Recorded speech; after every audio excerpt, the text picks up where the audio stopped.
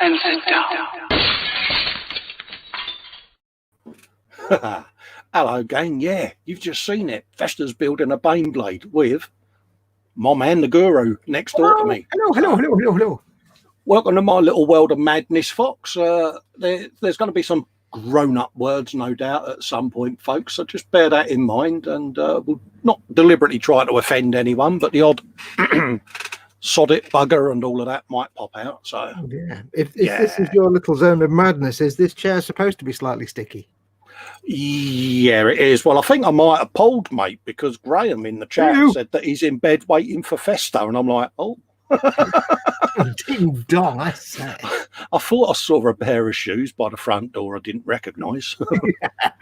Nice pair of brogues. So I'm just going to have a little looky-loo in the chat and see who's joining us. We've got Lynn Dipple from the US of A. Hello, Lynn, you're right, love. This is normal civilised time for Lynn, this is. Absolutely. Wendy Hickman's in saying hi, Lynn. The chat was going really early this evening, so I might miss some out because StreamYard doesn't seem to be syncing as well as YouTube. So if I do, apologies beforehand. Nim Sindarin's in saying good evening, everyone. Hello, Nim. All right, my love. Dad saying hello to Nim. Nim saying hello to Dad. Nim saying hello to me. Quano Man's in. Oh, dear, hello, Dan. You all right, mate? I know, be afraid. Be very afraid. Yeah. Susie, Sue Chaplin, the Ice Queen. Hello, sweetheart. Hey, Sue. Mayhem Model Work says, Parks Up, it's the place where big tanks get built even, and stabity happens. Yes, there may be stabities, and it's all new to me, Baneblade, and I've got that one to look at to remind me of what I should be trying to do. Way past my bedtime, so there will be stabitations, I think. Yeah. And the painful part is as well is Fox hasn't got a monitor in front of him, so he has to keep turning to see what I'm doing, and it's messing with him.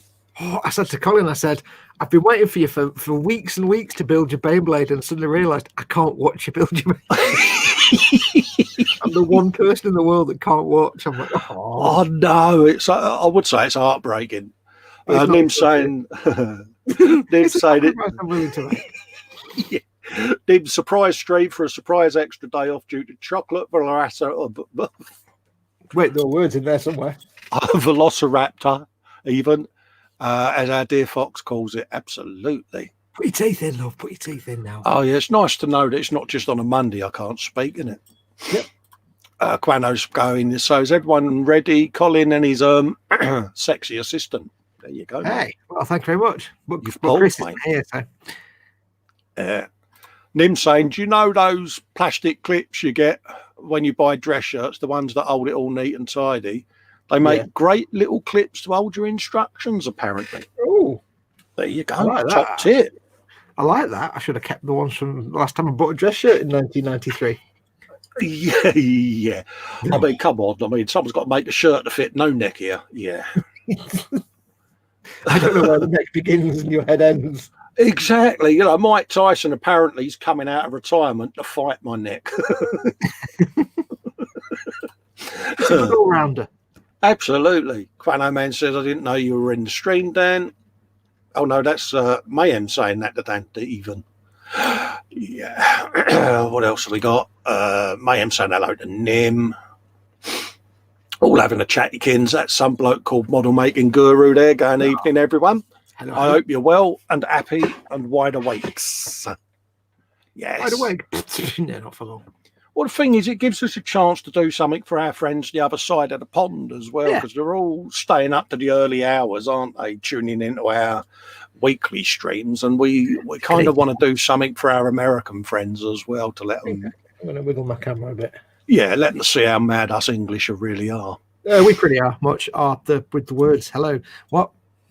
Absolutely. Dad, Fox is giving Dad big hugs. Right. I tell you, mate, this reading out loud, mate, it's all going, isn't it? Granville. Chris is here, but he doesn't know how long for. Oh, mate, yeah. And sorry to hear your news, Chris. And yeah, thoughts are with you, mate, and Gemma. Yeah, so, love to the family. Love to the family, mate. And yeah. All right, mate. Everyone's giving Chris big hugs. Philly says that your favourite shape is the no-neckahedron. Absolutely. I mean, honestly, come on. I mean, look, God gave me that neck. It's like, yeah, what's the point of it? Yeah, but I've got it worse because I've got everything else regularly, but my belly is like the wrong size. I've got a skinny man's body apart from the belly, which is not a skinny man's belly. Well, I'm nearly a mid-50s man, so I'm that typical shape of a pear sitting on twiglet legs. You know the one? I've got that. Have you got the knees that kind of go in like that, like German officer pants? I've got that. I'll take 3 steps before the legs of my trousers move. It just reminded me of a suit I used to have, which was one of my dad's old 1950s suits, and I swear they weren't flared, but they were like that wide. They were like a foot and a half. Oh, proper, yeah. Yeah. Your feet just disappeared. Yeah, swishers, or ankle swingers. With turn-ups. Oh, yeah, but it's funny, though, isn't it? I mean, I like watching the old Pathé newsreel and looking back at, like, you know, the geezers with the old hats on and all of that, you know, and it just looks right, doesn't it? Yeah, I don't wish I'd grown up in the time of hats, because obviously everybody died at the age of 30 of all the diseases. But yeah, I wish that hats were still a thing. I wish that snap brim fedoras and trilbies were still de rigueur for the gentlemen. Well, yeah, I mean, it's strange. We're a dying breed, aren't we, hat wearers? Because Foxy's disappeared there. He's dropped out of StreamYard. Yeah, we're hat wearers at the end of the day. So yeah, here he is back again. Right, there you go, mate. Very quickly, I've just got to say, it just happened to me. I've got to go and say goodnight to Mama Fox. Give me 1 second. Yeah, not a problem, mate. Not a problem. I'm just reading out bits of chat anyway, mate. Scaly saying hello to Wendy. Quano Man is so 4-1 vanilla white. Good man. What else have we got going on here? That's Quano saying hello to Lynn Dipple. Mayhem Model Works saying, Ice Queen Nim, I'm not that empty-headed, he says, pouting. Graham's in saying hi. Hi, Graham. I hope you're doing all right, mate. I am returned. Lynn's going to be right back. No worries, Lynn. Not a problem. Night, Mama Fox, by the way. Quano's asking, is BRB a big ripe bottom? No, Dan, it's not, mate. I think you've been in lockdown a little too long, Dan. I'm getting quite concerned now. No, he's always been like that. Lynn saying hello to Spid, who's just popped in, saying hi all. He's also saying he doesn't know how long he'll be conscious. Hey, mate, don't worry about that. More coffee. Yeah, but Spid, more coffee is always the answer, so therefore it's an excuse to drink lots of coffee, you see. Yeah, that's a good point. How you think about coffee? That is a good point. And he is a bit of a coffee connoisseur. Mm. There you go. Oh. Try saying that with the wrong teeth in. Mayhem's going nasty. She's not been nasty. She's just decided to pick the part of his brain reserved for creativity. He says, but I've got enough space to build an house, etc. And that wibble. Okay. What have I missed here? What's he complaining about now? Oh, I've got absolutely no idea, mate. Yay. Graham's going, who bell, Colin? Lynn Dipple says a pop-out chat isn't working. It depends what device you're on, Lynn. It doesn't work on every device. Yes. Pop-out chat doesn't work on the iPad app, on the iPad YouTube app, I don't think. No, I tend to have a browser window open on my tablet and pop the chat out from a standard desktop view of the YouTube channel. Yeah, you can't pop out chat on some apps. No, I've got it on my tablet in front of me, my Android one. Yeah. I've got mine literally in Chrome, so as the web version, not the desktop version. Yeah, it took me a while to figure it out on my tablet because it wouldn't do it. It wouldn't pop the chat out, and then I realised I wasn't in the desktop version yet. Yeah. Normally helps, doesn't it, mate? It does. It does a bit. I think it was you that got me out of that hole, actually. I think I did message you, didn't I? Saying on my Android. Yeah. Yeah, well, I mean, it took me about 1.5 years to figure out how the hell to get the desktop version in Chrome on the iPad, because Chrome is never explained anywhere by anybody ever. It's rubbish. Especially Apple. Yeah, I love Chrome, but I hate Google. Yeah, it's such bloated as well, isn't it? Spiddy's going, it's not popping out, or we're not popping out. Don't know, Spid. Steady and Harris. Sergeant Bones is in, saying oi oi. How do, Sarge? Nice to catch up with you the other night, mate. Oh, Lynn saying time to out this show on the big 42-inch telly. Yes. Moist. I am looking now and looking at you. Yes, hello. Finger of enormous television. yeah. Figure of shame. Because it has finger if you have great big television, yes. Speedy. What have I let myself in for? I All I can see on my other screen is your big eye looking at the camera. You're a spoon. Speedy Q saying, "Hey up, Sarge." Graham says he. One little tiny eye and one enormous eye for the camera viewfinder. Oh, it is. It's like that cartoon character with a big eye, isn't it? Graham says he's fell out with his back because he wasn't properly working, so it's for P45s in the post even. I've given up trying to find out where you are in chat. I'll just let you crack on. Lynn's saying to us that she's got it fixed. She's on her laptop where she always has the chat during the live streams. Perhaps it was your Mac throwing a bit of a wobbler. Felice is in saying hello to everyone. Hello, Phil. So, yeah, there you go. And William Rayburn's in as well, saying hello to everyone. Hello, Bill. Hope you're doing all right, mate. Oh, well, I suppose better switch cameras and start doing something. So, yeah. How much I'll get done is not I expect to get at least this far. Oh, cheers, mate. No pressure then, is there? Do I expand it on the screen? How's that? Is that better for you folks? See a bit more of what we're up to? Yeah, I bet I'd do some work and all, wouldn't I? Yeah. So, I am... I've been looking forward to this one. We'll let you start off first, though, because it's your special day. It's your right, mate. Day today. That's all right. Oh, well, it's unceremonial cuttage of Baneblade, isn't it? It's like, I'm going to start. I'm making the. I'm going to start my Land Raider Crusader. Oh, yeah. I was asked earlier what you was going to build, and I'm like, he's told I've only me. got a few kits that I haven't touched yet, so I thought I'd start on this one. So, yeah, and I couldn't remember what it was. So, Dad will know. It's like it's a 492, Dad, basically. 432, like it's basically 432 with extra tracks. Dad will recognize it. There you go. Dad's thinking, 432. Oh no, I'll give him that one. It's green, not blue. Yeah, I got one of them bad boys that I'm doing off. Yeah, that's a 432. Yeah, bloody hell, yeah. Strange things have happened, eh? So Dad would like this. See if I can get out of the box. Unfortunately, it's a side-loading box, which is a pain in the butt for where I can. Oh, right, yeah. I like the top loaders because you can keep the sprues in the box.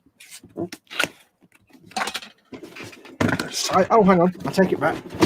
Drop your keyboard out. I'll get a bit nearer to my old bench. I knew you wouldn't disappoint me. I never doubted them for a minute. Yeah, no worries, mate. Ooh. No. I can't imagine this will take too long. It's just a rhino with more bits. Really. Oh, right, yeah. Let's have a looky-loo and see whether I can just zoom that out. I was up some nice engine detail there. Look at that. Oh, look at that. Yeah, it's like the one inside the Stormwolf. I enjoyed painting that. Oh, right, yeah. Great big engine. Yeah, I've zoomed out a tad just so that I can try and keep on camera, because one of my worst habits, I wander off camera and it does my head in. I wandered lonely as a coal. Oh, mate. The side of screen. I have it when I'm editing me videos. I'm like, God, why don't you stay on camera? It drives me nuts. That's why I don't film in long. I just film in short takes, like 10-second takes. Yeah, I do the same. I'm like, you know what? You'll get 30 seconds of me brushing something, then I'll just go off and finish the paintwork. Yeah. This might not be quite as a long, involved job as I thought it would be. Oh well. Step 1 finished. Brilliant. There you go. Hopefully, then, if I'm sat there, yeah, that's better. So stick with your hands each side of the white line, you pilch. You need aims. He's good, isn't he? He's multifaceted with his singing, isn't he? I know. Some of it's actually legal, probably. Yeah, it should be. Yeah. Right, swig of water. Oh, yeah. I got me tea. Okay, so. Oh, yes. How has Mum been? Has she had her vax yet, Fox? She had her injection a few weeks ago. She was due to have a second one. She had one in end of December. Yeah. She was due to get the second one on the 12th, and then they postponed it when they postponed everybody else's. So we're just waiting to find out when she's having the second one now. Oh, bless her. Yeah, she's fine. Oh, good old Mum. Yeah, I'll probably have to wait till like next year or something. They won't put you up the list then because you're caring for Mum. Say again, mate. They won't put you up the list then because you're caring for Mum, though. No, she's not an official shielding, is she? I'm just shielding her with no choice on her part. So yeah. For you, mother, the voice of her. Haha. Yeah. Life as you knew it, Mum, has changed. Yes. Everything's changed. Got 2 bits of a Baneblade put together. Who would have thought it, eh? Look at that. Oh, no. Shock horror. Don't forget that little snick in the middle of those 2 sides is supposed to not be lined up. Oh, is it really? There's a little bit goes down the middle. You see, if you look under the bottom, yeah, where it's like got a little V shape cut into it. Yeah, that's supposed to be there. Oh, don't ask me why. It's just then been a bit. Is it? Yeah, I line up a metal ruler on the edge of it to keep it straight, just because it's a bit of a fiddly bit. That. Right, what am I doing with this? This is what my brother got me for Christmas. Thank you very much, my brother. Happy days. So yeah, I must admit, it's with this is getting it built just so that I can see it and look at it and then decide, yeah, that's the paint that's going to go on, and yeah. You're just gonna. I think you'll just enjoy every aspect of it. Well, I was looking through the box earlier, and I was surprised at all the different variants and all of that lot there are. And it's like, well, that's a point. That's a point. Which one have you get? Which one are you going to make? Or have you not decided? I'm going to build everything and have it magnetized together. Okay. In that case, yeah, go on. There is. How it works now? There's 2 of the upper hull parts, like the top of the hull turret sits on. Yeah. 2 different ones, and there's I think the only thing you have to do to make them both work is glue in some little strips of plastic at a certain height. I think. Yeah, so that they can drop in. Yeah, I think. Yeah, because I'm like, you got that shape, and I'm like, yeah, it'd be great if you could interchange them. And hang on, you're just off screen now. I can't see them. Oh, right, yeah, you got. Yeah, the storm sword there, that one with the Bane sword, whatever it is, the storm sword. That I think that bit sits down. There's some bit that sits down lower. Yeah, like the Bane blade there. It's got the little sort of hexagonal bit that the turret sits on, but the other one hasn't got that.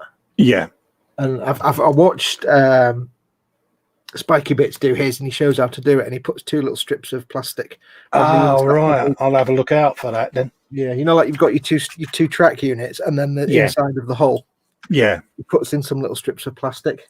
Oh, right, yeah. Little strip, but he measures it in like silly American 3 1/8 of an inch or something. I'm like, I don't know what that is. Give me centimeters. So I just ignored it after that. He's like me then. He's in old money. That's good enough. Like, you've got to measure it like 1 3/16, or is it 2 7/32? I'm just was it 1.5 centimeters or what?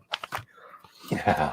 Luckily for me, I have both metric and imperial tape measures because I'm old. Yeah. I think tape measure might be a bit big for what you need.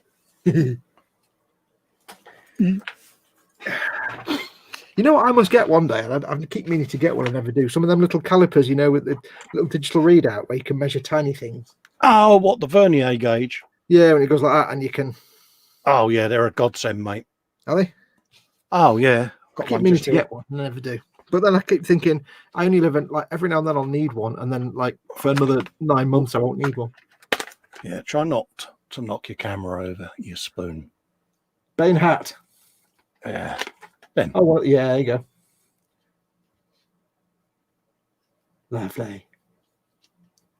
Yeah. Nice. Magic. Yeah, they do come out every now and then. Yeah, I kind of just every now and then I think I'll need one, and then I really don't need them, really. Yeah, it's not often you need them, but they do come in handy. Dad Right. says, I will go through it with you, Colin. I think he's talking about making an octoblade. What you need Yes. to do. Yeah, I think that's similar to what he said he's done on his. Yeah. The only bit I was never sure of is how on the if you go for the ones that have got the open back where there's like two big heavy stubbers. I Yeah. don't know how you attach them to the floor because there's no real area you can magnetize them. That's the only challenging bit, I think.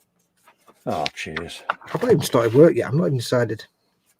I don't know why I'm fussing around because I've got two options. There's that one, or there's exactly the same one with a different gun on the side. That's the entire difference. There's a different gun on the side. That's it. Oh, that it? Yeah. So there's one with the heavy flamer, or there's one with like all the bolters in the world. I think you know where I'm going with that one. Yeah, it's got to be the one with everything in it. Yeah. One heavy flamer or 6 bolters. yeah. What's it going to be? Yeah, big numbers win. Boomability always wins, mate. Yeah. Let's go for the long distance. Do. And I think eventually, if I do build up a little Space Marine army, I think I'll do Space Wolves. So. We've got Chuck Norris in. Hello, Chuck. Oh, hello, Chuck. Felice is saying hi, Chuck. Sorry, I mean hello, sir. Yeah, absolutely. Hello, my lord. Yeah, and on the 8th day, Chuck Norris took charge. What Chuck wants, Chuck gets. Yeah, absolutely. Right, so let's do some work. Excellent. Oh, I don't believe it. It's a modern kit with no numbered parts. Excellent. They've gone back to their Just old what way you of need. doing things. Me and you, Cole, unnumbered sprues. Oh, yeah. Hardcore, old school. So I now need that one. I need my lenses of seeing. That's a good start, wouldn't it? Anyway, how is everyone? I know it's not my show, but how is everyone? I hope you're all well. Dad, ask the question. What's that? Dad's question that Dad always asks. Yes. It is that time where he should be asking his question, isn't it? Yes. I have to say, considering this is, I think, a fairly modern kit. What year is this kit? No, 1999. Gee, okay, that's not a modern kit then. That explains why it's not numbered. Wait a minute. Oh, it's old school Marines. I thought it was a modern kit with like Primarily Marines. Oh, okay. Not Primarily Marines. Okay. I was about to say that the molding quality was a bit ropey around the edges. There's a bit scruffy. Right, yeah. But it's like a 30-year-old kit or so, or 20-year-old. Yeah. That kind of explains it then. Never mind, moving on.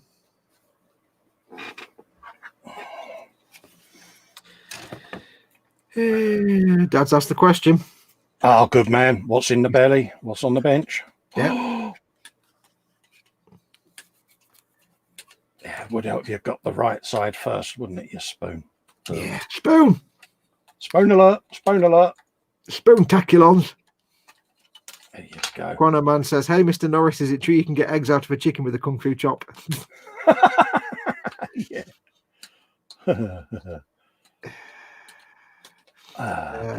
Old spid. Chuck Norris once killed a salesman. Down the phone. Be great if he worked at a call centre, wouldn't it? Yep. Belly, soon to be a minted lamb steak with roast potatoes and steamed veg, says Mayhem. Wait, hang on. You're in the UK and it's midnight.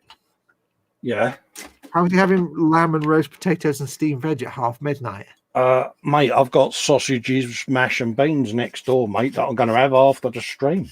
Oh. Sean Wiles says he's got a Master Grade Zagok on the bench with a Stella Artois in the belly. Oh, nice. Yeah, I must admit. Is the underwater Xeon mobile suit. I know my stuff. The one that the bear guy was based on. Oh, right, yeah. You know, the one that the mobile suit that looks like a teddy bear. Yeah. Based on that. Right, I've got that piece. I need to find another piece that is just not even numbered. This is weird. It's an old kit. Are you getting your lip out again over numbers? No, it's weird that it's an old kit with modern instructions. I've never seen them. They probably have, but I wasn't aware they were doing that, re-release or using old kits but redoing the instructions. Because normally you get an old kit, you get the old ass instructions with it. Perhaps they did a recall on it, mate. So, yeah, re-release or something maybe. Yeah, stranger things happen, mate. Yeah, weird. Or it's have old they bits done it? and there's modern bits, but they think they put a Primaris Marine in with it. Have they done it on purpose just to confuse you? They've done it just to mess with my chi, and I've got to Yeah, find it. that's I've got to what find a they've done. tiny little piece now on one of all these. It could be anywhere. Oh, you're in Baljahid. Okay, I've been looking at the same sprue for like the last 5 minutes. It's not going to be helpful, is it? What does this piece even look like? Oh, it's one of them. Okay. I can't actually see. No, it's that opportunity as well to say a big thanks to Mike and Fox actually for scoring me this Baneblade, because it You say that now. When you're painting a 600th rivet, you might not. Am I going to be calling you both names after that? Yeah, there might be swears. I don't know. Me swear? I'm going to move this box over there out of the way. I have the feeling I'll be going backwards and forwards to the sprue box a lot. Oh man! Oh, there's a dead bug on my bench. No. Oh, it's not actually dead. It's alive. Hang on. Little tiny beetle. Come here. Come here. Come here, little fella. I'll go rescue you and throw you out. Come on. Get on that bit of paper. Go on. It's quite cute. Go on my finger. Right, now fall in there. Look, I've got a little creature. Oh, got a little bench buddy. Yeah, I'll throw him out now. Oh, I like the way beetles forget they can fly. I'll be back in 1 minute when I've thrown him out. Yeah, no worries, mate. Not a problem. One little fella. Let's throw you out. Grab this sander. Oh, Philip Ramscar's in. Hello, Philip. How you doing, mate? Hope you're doing all right. Wavy, wavy, wavy, wavy. Aristyrene is belly so far just beer, and bench is starting a new McLaren Senna. Nice. Sarge has got steaks in the belly. Ross Medlock has got FX Academy M10 and 2 Stormcast external liberators. Belly's a roast chicken dinner. Paul Lines, KFC Mighty Bucket for 1 with extra hot wings and Kansas barbecue bites. Bench Universal Bren Carrier. Get in there, mate. Nim on the bench is just starting an MG Strike Rouge and Utori even, the flight pack. And Belly is just some chocolate, as she didn't really eat much today. Did you know? Yeah, go on, mate. In Japanese, Urotori means big bird. Oh, right. There you go. The Urotori is a backpack on the Strike Gundam, which is this big, massive set of wings and stuff. So that's the Friday stroke Saturday Foxy's Factoid. Yes, you've seen my factoids. Whew. Yeah. Phillies, Belly, Mash and Beans and Bangers. Ooh, Benches, Chaos Raptors and the West Ham Cultists. Happy days, mate. Ooh, cultists, yes. I'm doing all my stuff and I'm doing it all off screen. I'm worse than you. Oh, mate, I'm notorious for it, mate. I do forget. I try not to do it, but yeah. It's hard, isn't it? It's really hard because it's like when I'm doing live streams, it's difficult because when I'm painting something, I don't paint here. I paint all the way over here on the edge of my desk. I don't know why. Yeah. But I've seen other people do it. You've got a bench like that. You've got your workbench here. Yeah. And you end up painting here. You don't paint here, like you have your stuff on them, but you seem to like. I'm always making little tiny things on the edge of my desk where the carpet is. Yeah, I find because my eyesight's not the greatest, I tend to have to hold things up quite close. And of course, you go off camera and you're sitting there, fettling away. And yeah, suddenly you realise, you've been off screen for 10 minutes. Yeah. I mean, that's the thing about doing a stream by yourself. When you're doing it with other people, they can say to you, you plonk it, you're off the stream. But when you're by yourself. Yeah. Our little friend has been removed to the outside world. I feel a bit bad, actually. Oh, I think he was in the box. He was in the model box. yeah. And he was fast asleep on the bench there. And I woke him up, and I've just taken him outside. He's gone from lovely toasty warm to like minus 400 degrees. Oh, yeah, but that's what they do. It's the world they live in, mate. Yeah, true. Could be worse. Could be on the carpet, and you could walk in and tread on it. So yeah, you know. I don't know. It was tiny. It was tiny. I like little beetles like that. I like little creatures like that. Or you could walk into your room, realise it's there, jump onto the bed like a girl, and go insect. No, beetles don't bother me. I like beetles. Beetles are cool. Not that you would do that, of course. No. If it was a crane fly, I'd run out of the room and burn the whole house down. Yeah. I wouldn't scream. Oh, there's actually flash on this. Dear Lord. I'm all right with anything apart from daddy longlegses. Yeah, I don't like them things. Oh, right. Yeah, I suppose, yeah. Glad it's not just me then. Yeah, because they just get in your face. They've got all that space. But no, they want to f around your ear hole, don't they? But the thing that gets me is, right, if I'm in a room and the light's on, say the big light or something. Yeah. And it's all quiet and you're watching telly or whatever you're doing. And suddenly you hear that. Yeah. And that sound, because when they fly, they're silent until they bang into a light bulb and they go. Yeah. It's like ding, ding, ding, ding. Yeah. The moment I hear that little flappy, farty sound, I'm out the door. Yeah. Screaming like a schoolgirl. It annoys me. I open my window in the summer, 0.8 of a millimetre, and still the bloody things get in. Yep. So I am getting the Velcro attachable window film mesh. That's stuff. what I kind of did at homebrew one. I got myself some Velcro strips. We've got like aluminium double-bladed frames, so I got some Velcro strips with adhesive backs and super glued the buggers to the window frame, and then just got some mosquito netting and just jammed it around the Velcro. Yeah, so the window does open, but there's a goddamn net on the window all the time. Yeah, they kind of get on my nerves. I don't like the bloody things. No, thankfully, I've never had a crane fly in here. They've only ever been downstairs. We didn't get any last year. It was quite good. Yeah, they just pop up, don't they?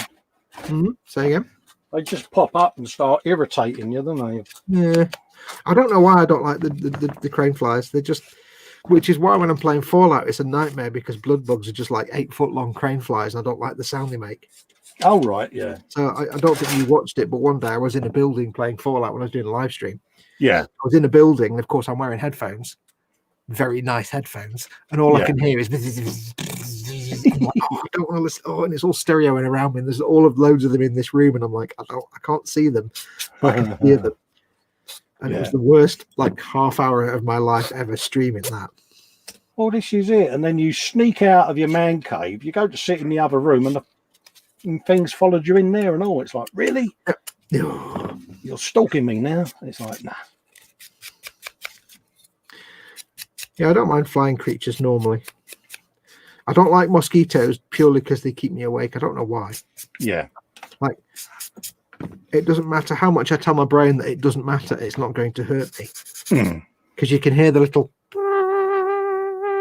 my brain decides that I have to sit there and panic about it. Yeah. I have to go and find it and kill it and destroy it.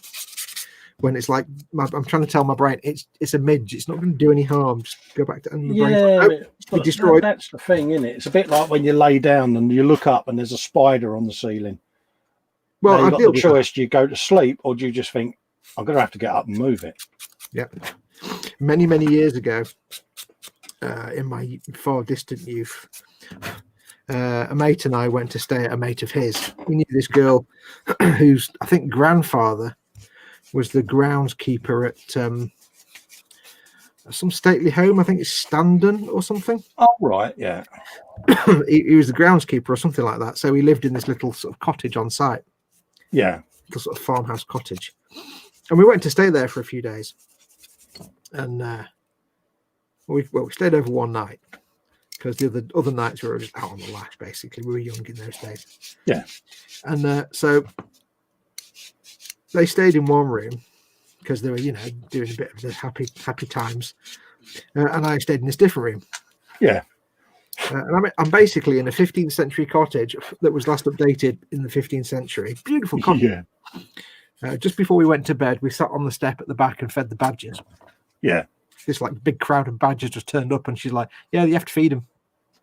So I'm like, "What'd you feed them?" I know, scraps. So I just put all these scraps out, and they just came in at all these big crowd of like 10 badgers. I'm like, "This is the best thing ever."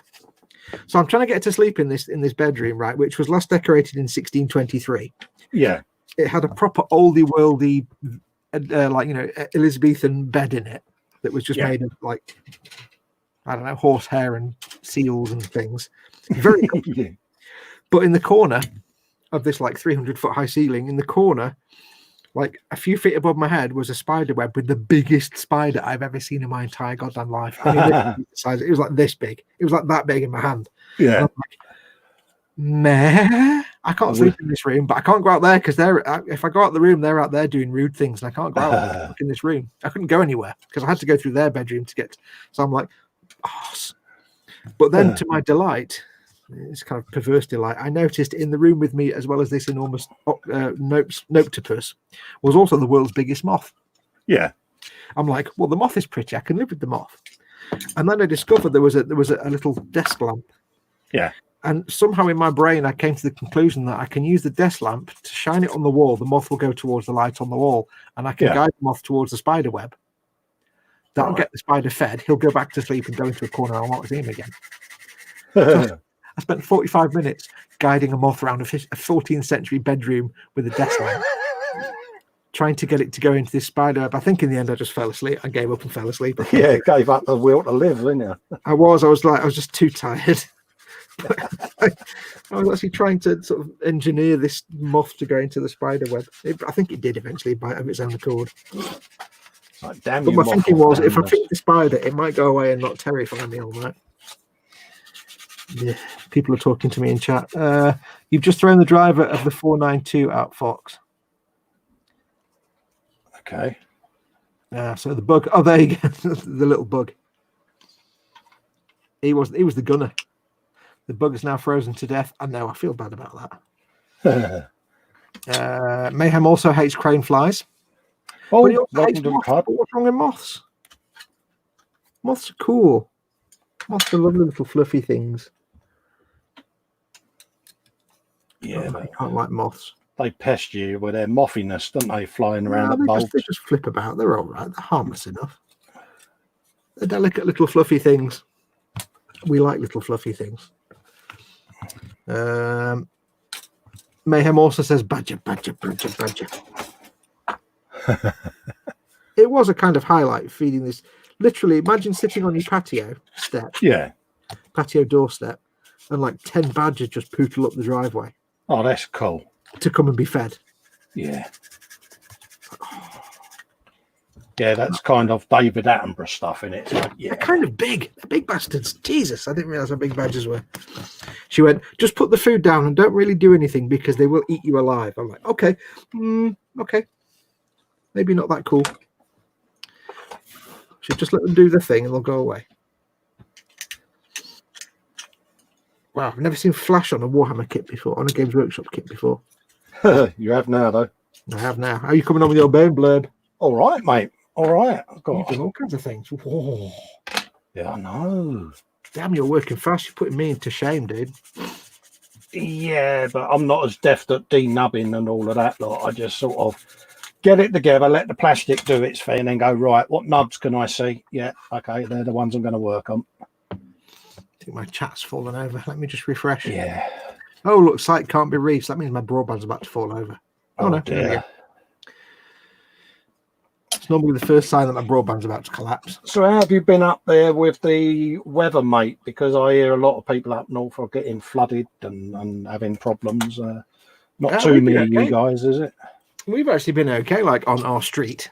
Yeah. We've got to the northeast of us, we've got like a small brook that runs for a few miles. Yeah. It doesn't really overflow a lot. To the west, we've got the Manchester Ship Canal.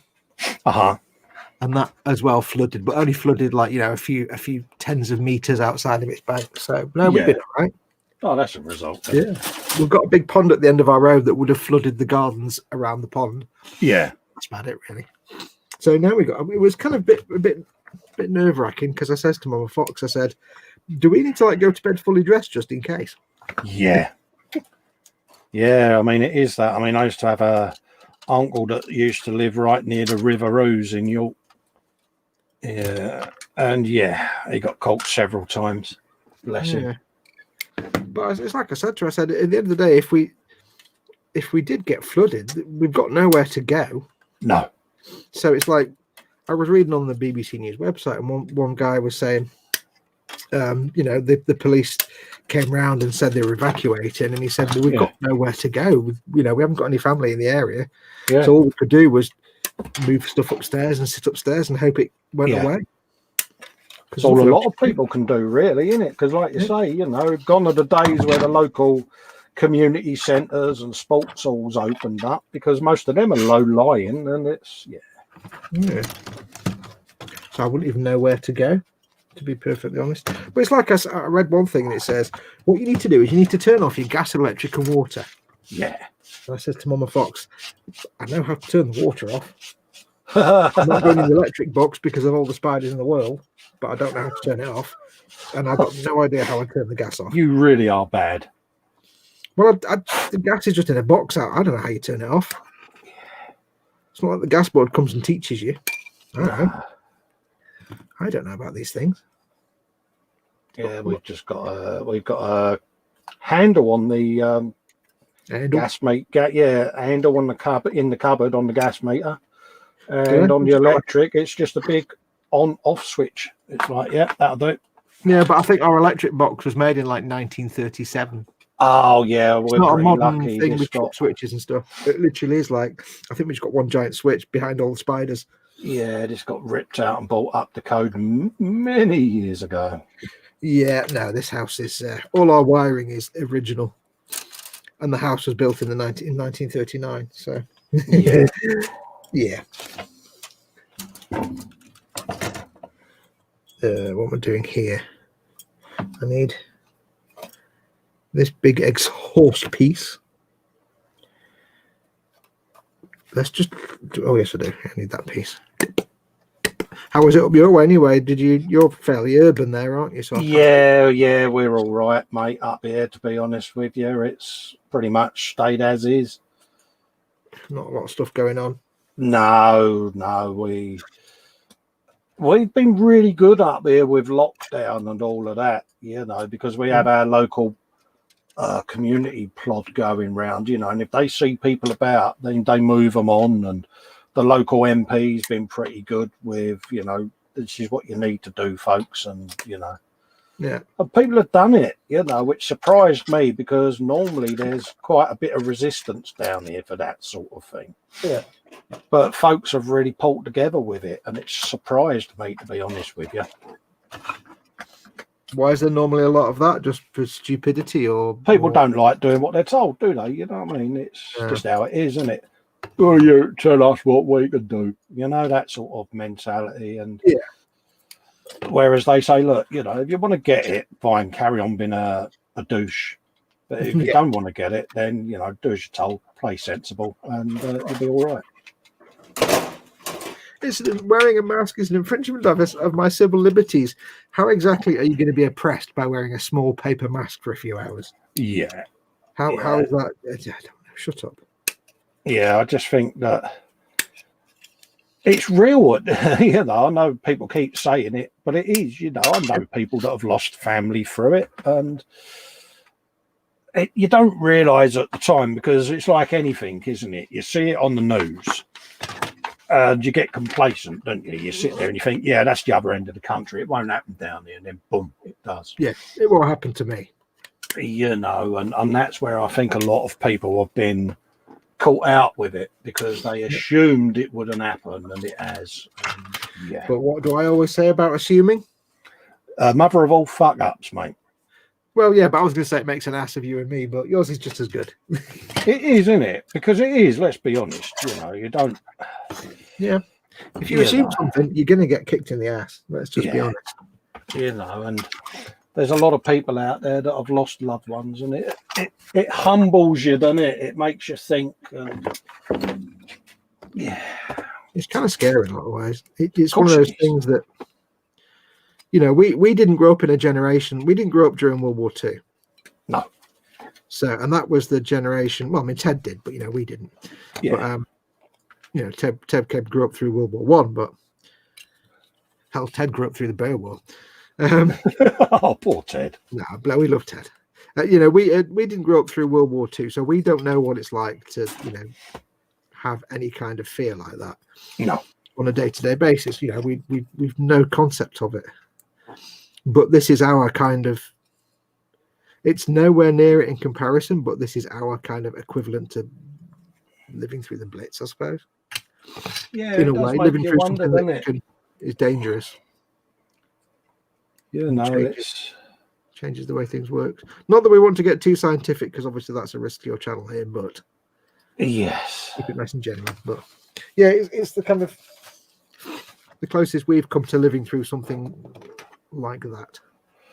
And I mean, dare I say it, no prime minister wants to say to his people, you can't go out, you can't do this, you can't do that.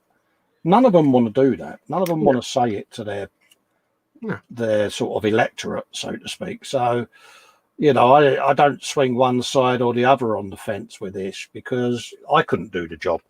I couldn't do what Boris is having to do at the moment. And, I'm not a Tory by any long shot. My politics are my politics, At the moment, for any prime minister to sit there and say to his population, you're not allowed out. That must be such a difficult thing to have to do. But can you imagine, like, you or me sat at that podium or stood at that podium? Like when they do the thing about, imagine you or I with the prime minister, right? Yeah. And all we're hearing is that people are ignoring the mandates and they're just going out and they're doing this. Yeah. Can you imagine me or you sitting there and having to not do, like, just sit there and say, for fuck's sake, you absolute fucking morons. Yeah. We wouldn't be able to. We wouldn't be able to do it, would you? You wouldn't be able to be diplomatic. No, I'd be like, "What is your major malfunction? You absolute shit muppets." And it is. It's that side of it that is worrisome, isn't it? Because it must be difficult. He's seeing hundreds and hundreds of people die every day. And he's still having to go up there and keep a brave face on it. And, anyone and their dog's having to go, well, he should do this, he should do that. But if we was in the same position, you'd be going, well, I know what I would do. I'd go, right, let's get the army in, let's put a curfew in, and let's stop anyone from going anywhere. Yeah. And that's I'd be so extreme. And people ain't going to like that, are they? No. One of them things, isn't it? I mean, I suppose we're just as bad, I suppose, being armchair politicians, I suppose. Absolutely, mate. We're just being the armchair football manager, aren't we, really, when we're doing things like that? Of course we are. I wouldn't play him in forward, I'd play him in... Oh, yeah. Back in the day. I nearly did a football thing then, I do apologise. I'm impressed. I don't even know what any of those words meant, so... Somebody said something to me in chat. Hey, Fox, Colin is off camera and doing tracks already. Oh, sorry. I do apologise. It's just my eyesight is crap. I don't know if people prefer this view or do they prefer the other view where they can see more of each of our screens. I don't know which one they prefer. Shall I do that? Would that be easier for you all? Yeah, which do you prefer, guys? Do you prefer this view where you get more width, you get more wideness? Or do you prefer the other view where you get more intimacy and close-upness, but less wideness? Do you want to see our full width or our full gut? No, I'll rephrase that. What do the people want to see? Why am I, it's not even my show. I shut up, Fox. It's not your show. No. I mean, honestly, I'm notoriously bad for going off camera, folks. I do apologise when I do it. I try my hardest not to. We all do. But I'm as blind as a bloody bat. Which reminds me, by the way, people watching in chat, as always, Colin and I have got chat in front of us. I've got the chat here on my iPad. Colin's got his chat on his 1 inch tall, 17-foot wide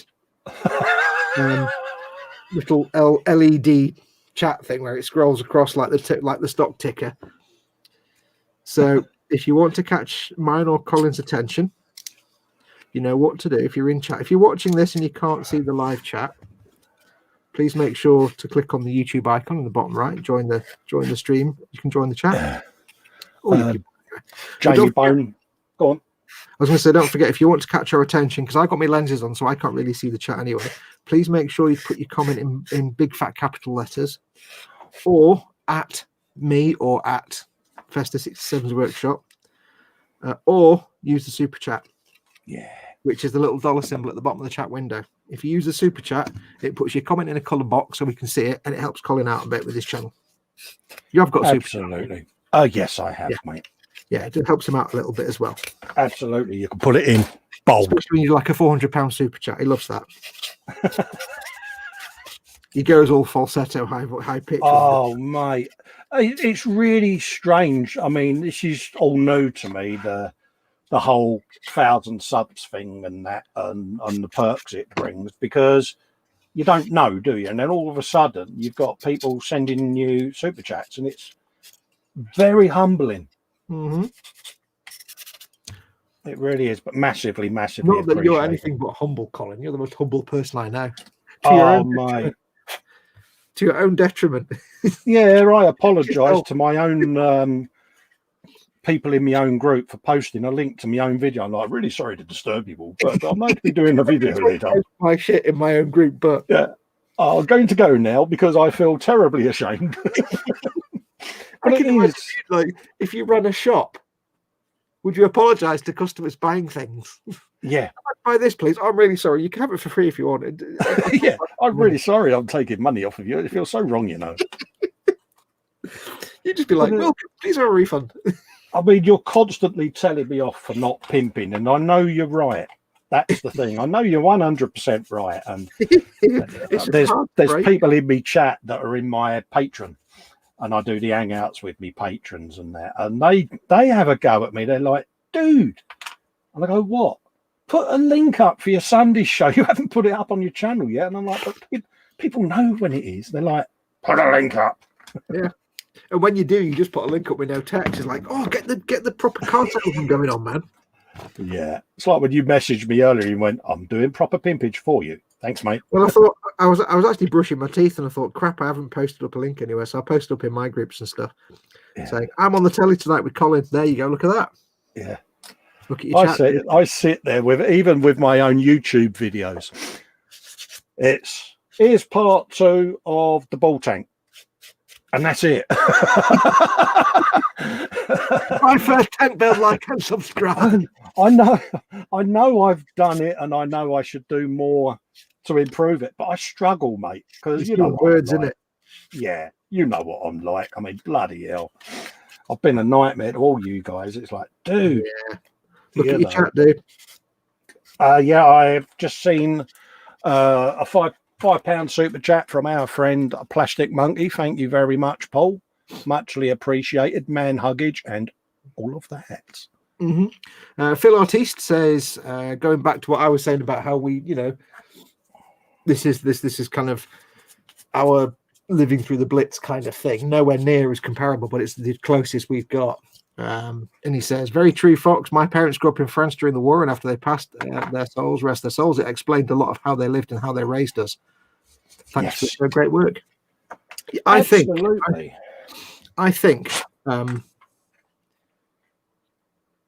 people that grew up living through the Blitz and through World War II, they're very old now, but they this will be nothing to them. No. I mean, yeah, it might be something, but they've lived through worse. People of our generation who grew up maybe 10, 20 years later, we're not quite, I'm not a boomer, I'm a Generation X, I think, which is 1970 onwards. Yeah. I think you're just still a boomer. Tail end of boomers, yeah. Yeah. We didn't grow up during the war, but we grew up within 20 years of it. So we get, from by osmosis, we get from our parents the feeling of what it was like growing up through blackouts and the Blitz and stuff. So we have a kind of respect for that, and therefore we take it seriously now. But I think people that were born after us, the younger people get now, I think the less understanding they have of this whole thing, what's happening now. And that's, I think, where this kind of, what happened to me kind of mentality comes in. Yeah. I think we've got that. Even I've certainly got that. I'll be all right. I'll be fine. It'll be no problem. But I've got a little bit of respect for you know, it'd probably be nothing. It would be fine, but it could be major serious business. You never know. Well, of course it could. It could be an ELE at the end of the day, couldn't it? Well, it wouldn't be that, but you know, we'd survive. But you know, let's not forget, you know, the kind of numbers we're talking about. There's a lot of potential to go horribly wrong there. But this is the closest our generation or any generation after the war have come to that kind of thing where you're asked by the authorities or by anybody to change the way you live your life. Well, that's what they're having to do, isn't it? At the end of the day, you know, it's camera there, Cole. Try not to keep knocking at your pillock. Yeah, right.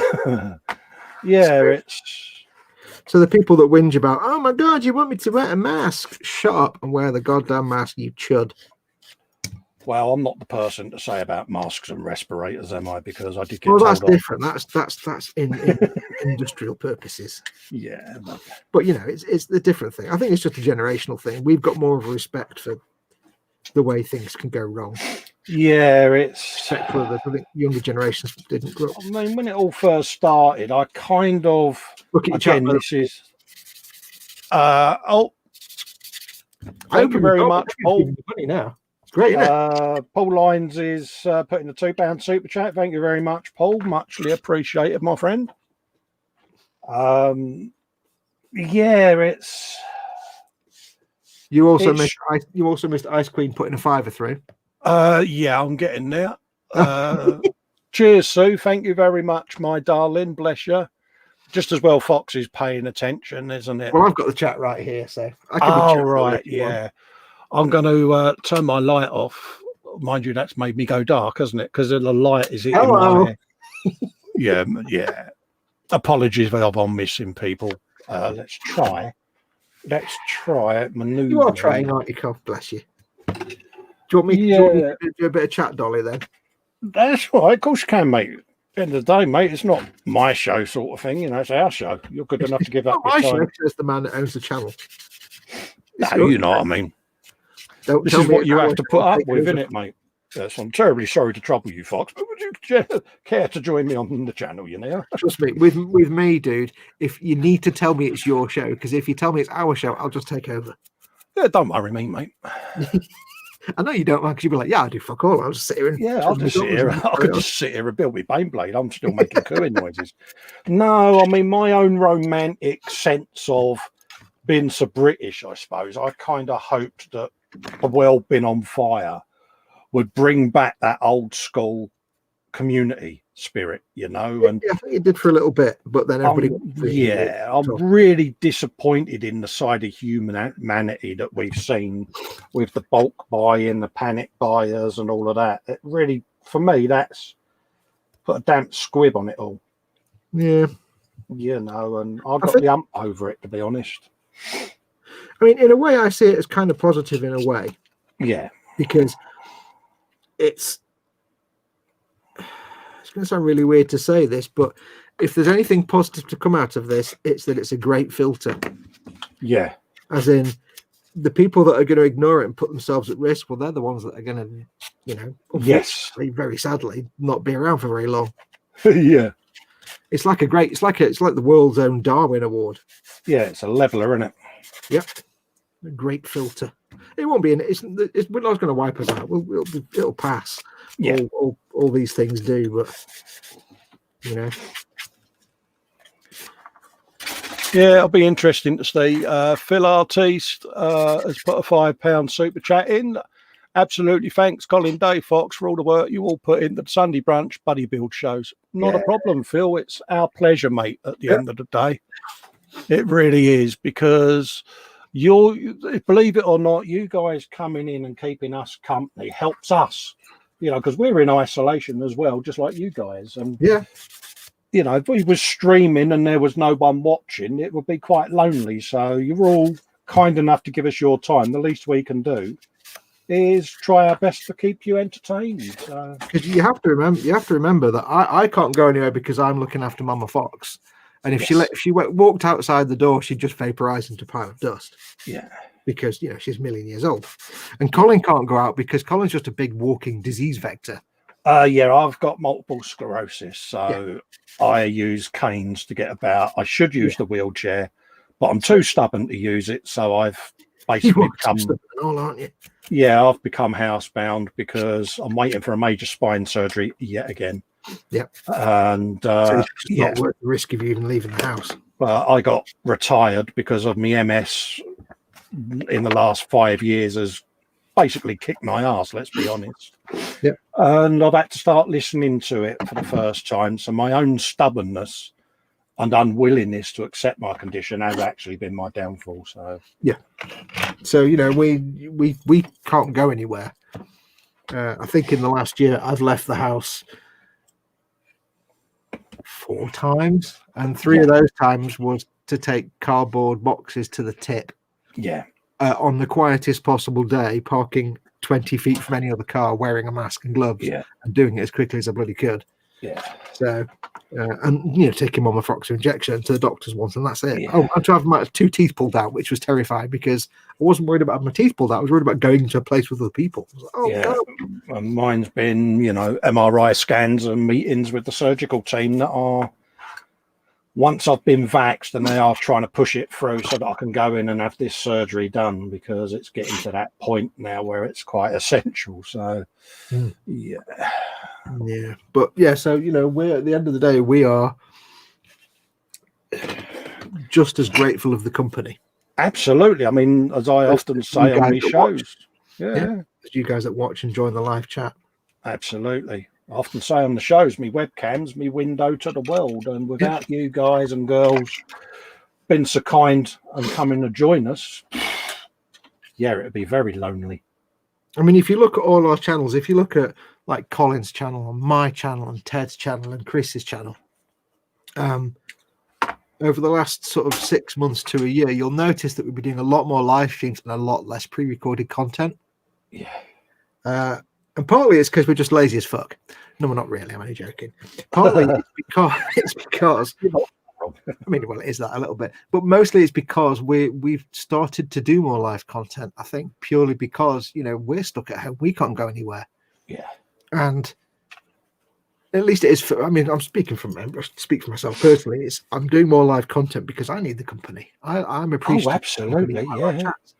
But because I'm doing more live content, it's taking time away from doing pre-recorded content, and I've got other things I've got to do in real life. Yeah. So I've had less and less time to do pre-recorded content, which I'm conscious of, because a lot of my live content is video games. So it's like you'll notice that we've started doing more live content. It's not permanent. I'm going to go back to doing proper pre-recorded builds and painting tutorials and stuff. It's just now. When you're sat there doing a painting tutorial for 2 weeks and filming it, you're just having no contact with anybody. I mean, the painting, this is going to be a build series. I've got the Gundam build series coming up, the Kshatriya, and so I will get back to it. But normally it's a slow process, but in that slow process, I can nip out to the shops or go and see my mates or, you know, pop to the Warhammer store and things like that. I can do things in the meantime. But right now, we can't. So you'll see a lot of us doing a lot more live content and a lot less pre-recorded content, just partly for our own sanity more than anything else. And partly because, like I said, we are a little bit lazy. Let's just be honest. But the company, helps me with me demons because, like I say to Fox before we come live, I can get down in the dumps over 2 raindrops on a window. You know what I mean? It's like... Well, no, you'll actually get down by 2 raindrops because you'll think that 1 raindrop is bullying the other raindrop. Yeah, you do. You get so used to being isolated, and it does. You get cabin fever. It's that simple. You don't realise that it's happening until your mates go, dude.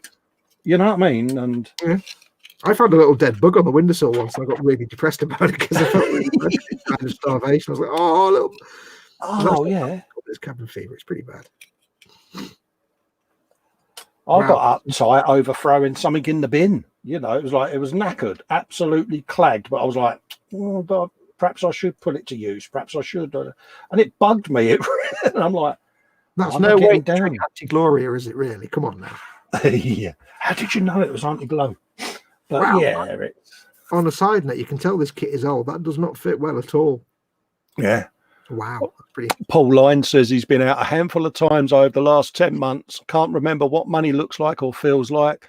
And Nope. he's a hermit. Haven't actually minded being locked down too much. No, I've noticed as I've become more isolated that when I do go to the hospital and things like that, I find I get overwhelmed quite quickly by how fast the real world is out there. Yeah.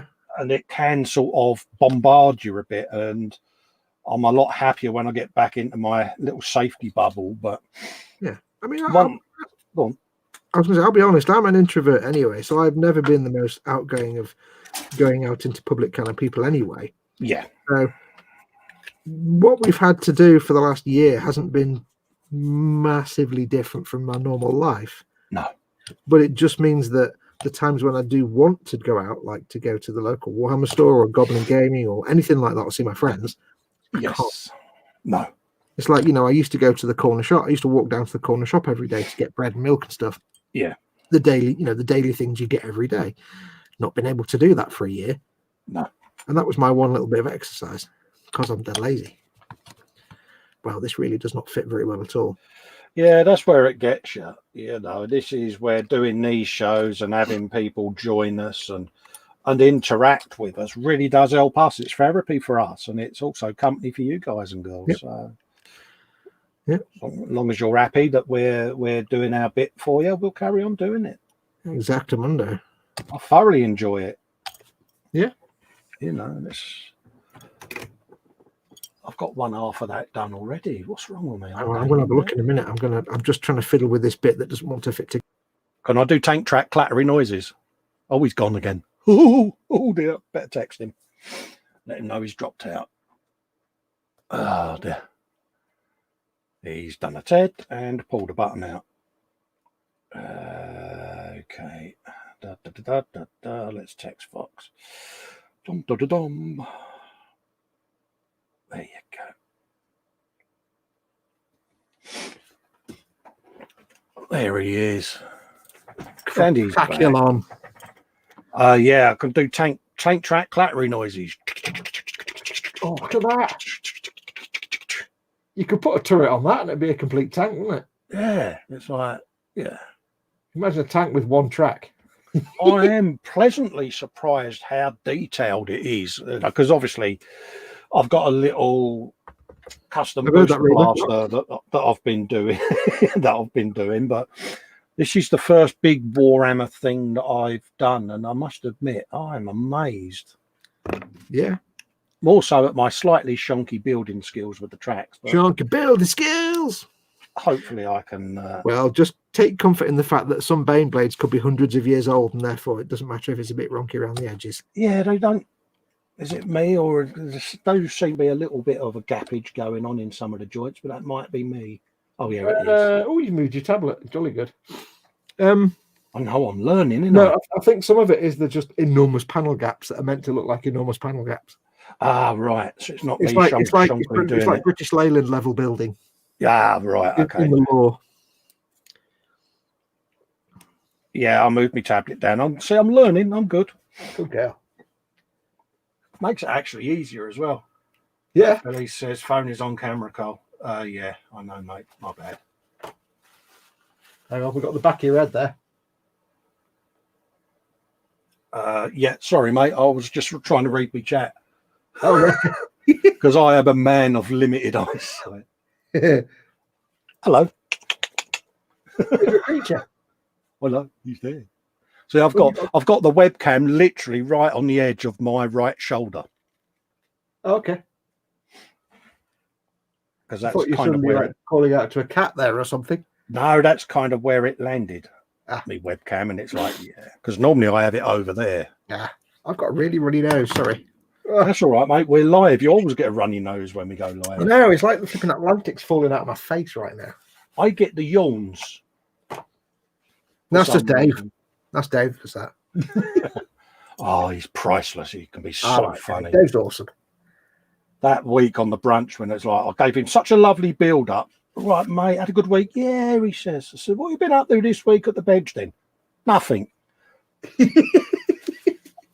It was like, okay, record scratch. Sound of Just for crickets and that. Yeah, crickets and a slight breeze. it was like, Thanks, Dave. cheers for that, buddy. Yeah, thanks. Oh, it's one of those. Every time I go in the patrons, they all remind me of it. They go, it's so funny. Well, I think that's why you're fully justified sometimes in leaving him to fend for himself for a minute. Oh yeah, Dave, take over in 5 minutes. Bye. Click. Oh, well, what?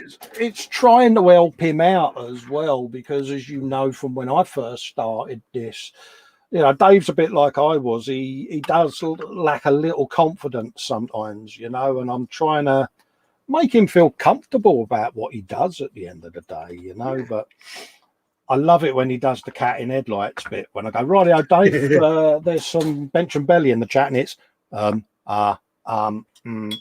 yeah. Bless him. Oh, he's so funny. Oh, right. I wouldn't have him any other way. Mad. It seems they give you a full interior on this kit. Yeah. But it's virtually impossible to get to it once you've put the sides on. So unless you build it with one half missing, yeah, which seems a bit rubbish, I don't think I'll be painting the interior. My model works saying, yeah, Festa. He says, Alexa, play YMCA. And so it begins. Alexa, play Slade. Any Slade. Any Slade will do. King Noddy. Play Peruvian death metal. Yeah, I think I might take an executive decision to not bother with the interior on this, because there's a lot of interior, but I wouldn't be able to build the entire track assembly on one side. Brew and Blue's asking me, is this going to be a cat Baneblade? No, it's not, mate. I'm going to do this in a Berlin camo. Ooh.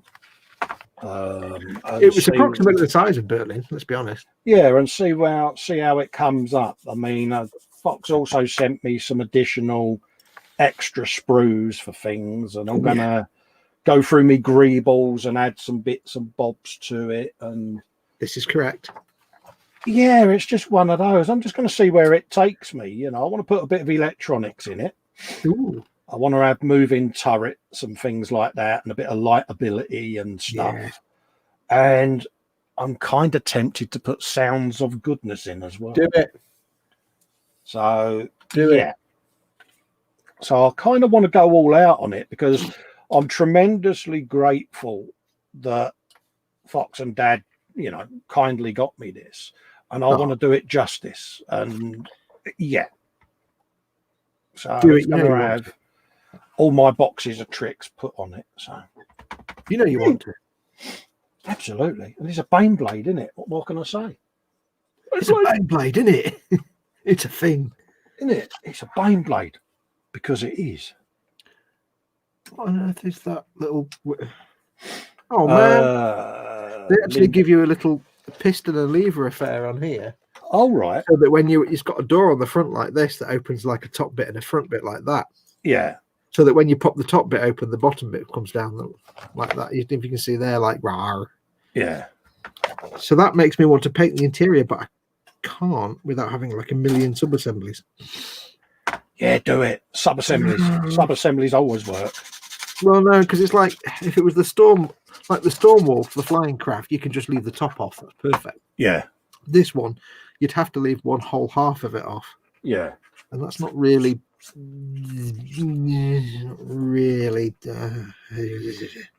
don't know. Not ideal.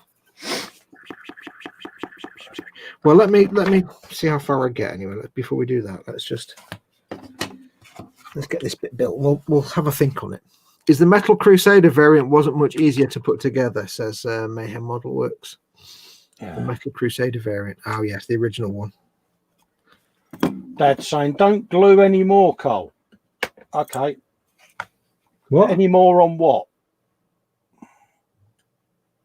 Any more on what? I've got that far with it. What can't I glue, dude? I don't know. I'm not sure what he's saying. Oh, for the Octoblade. If you look in the instructions, Carl, Yeah. you'll get so far, and then it'll be the end of the generic instructions that they all share.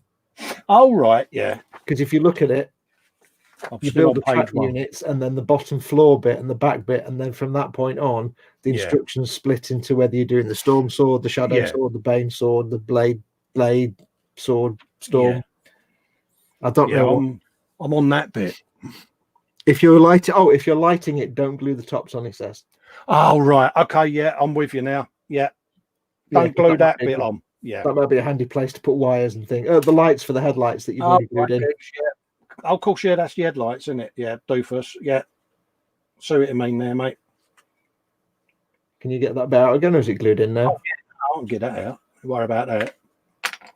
It's out. It's done. It's finitoed. I suddenly thought, yeah, it's the headlights, isn't it, that bit? Yeah, of course it is, yeah. I've got to get the drill out and I drill the lights out, yeah. A little bit of drilling. Yeah, cheers for that, Dad. You built a whole track unit already in an hour. Yeah. Shut up.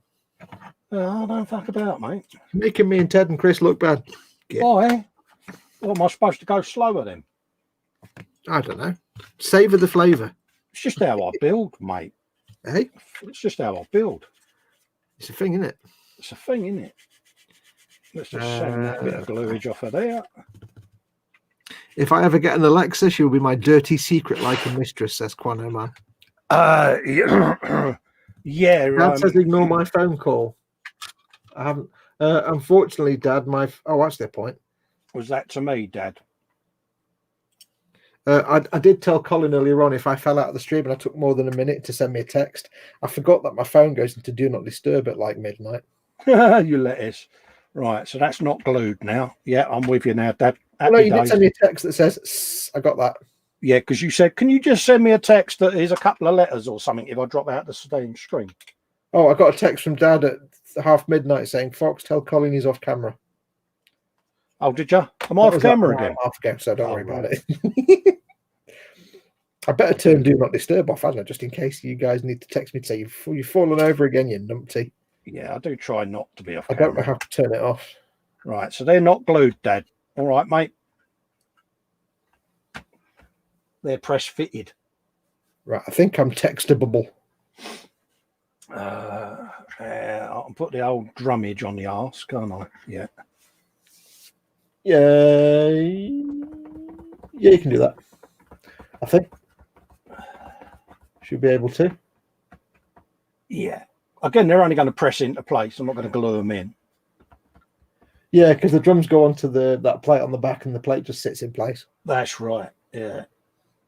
And I've got to do another one of these yet, so I might end up with both of these built at this rate. Oh, Dad says no, but I don't know what he said no to because chat's on delay. Yeah. Scady says no point ringing Colin. He's on silent permanently. Yeah, I have the light activated thing on my phone because of my hearing. Oh yeah. So it just flashes at me. I like being flashed at, apparently. Yeah. Yes, I have a missed call from Dad.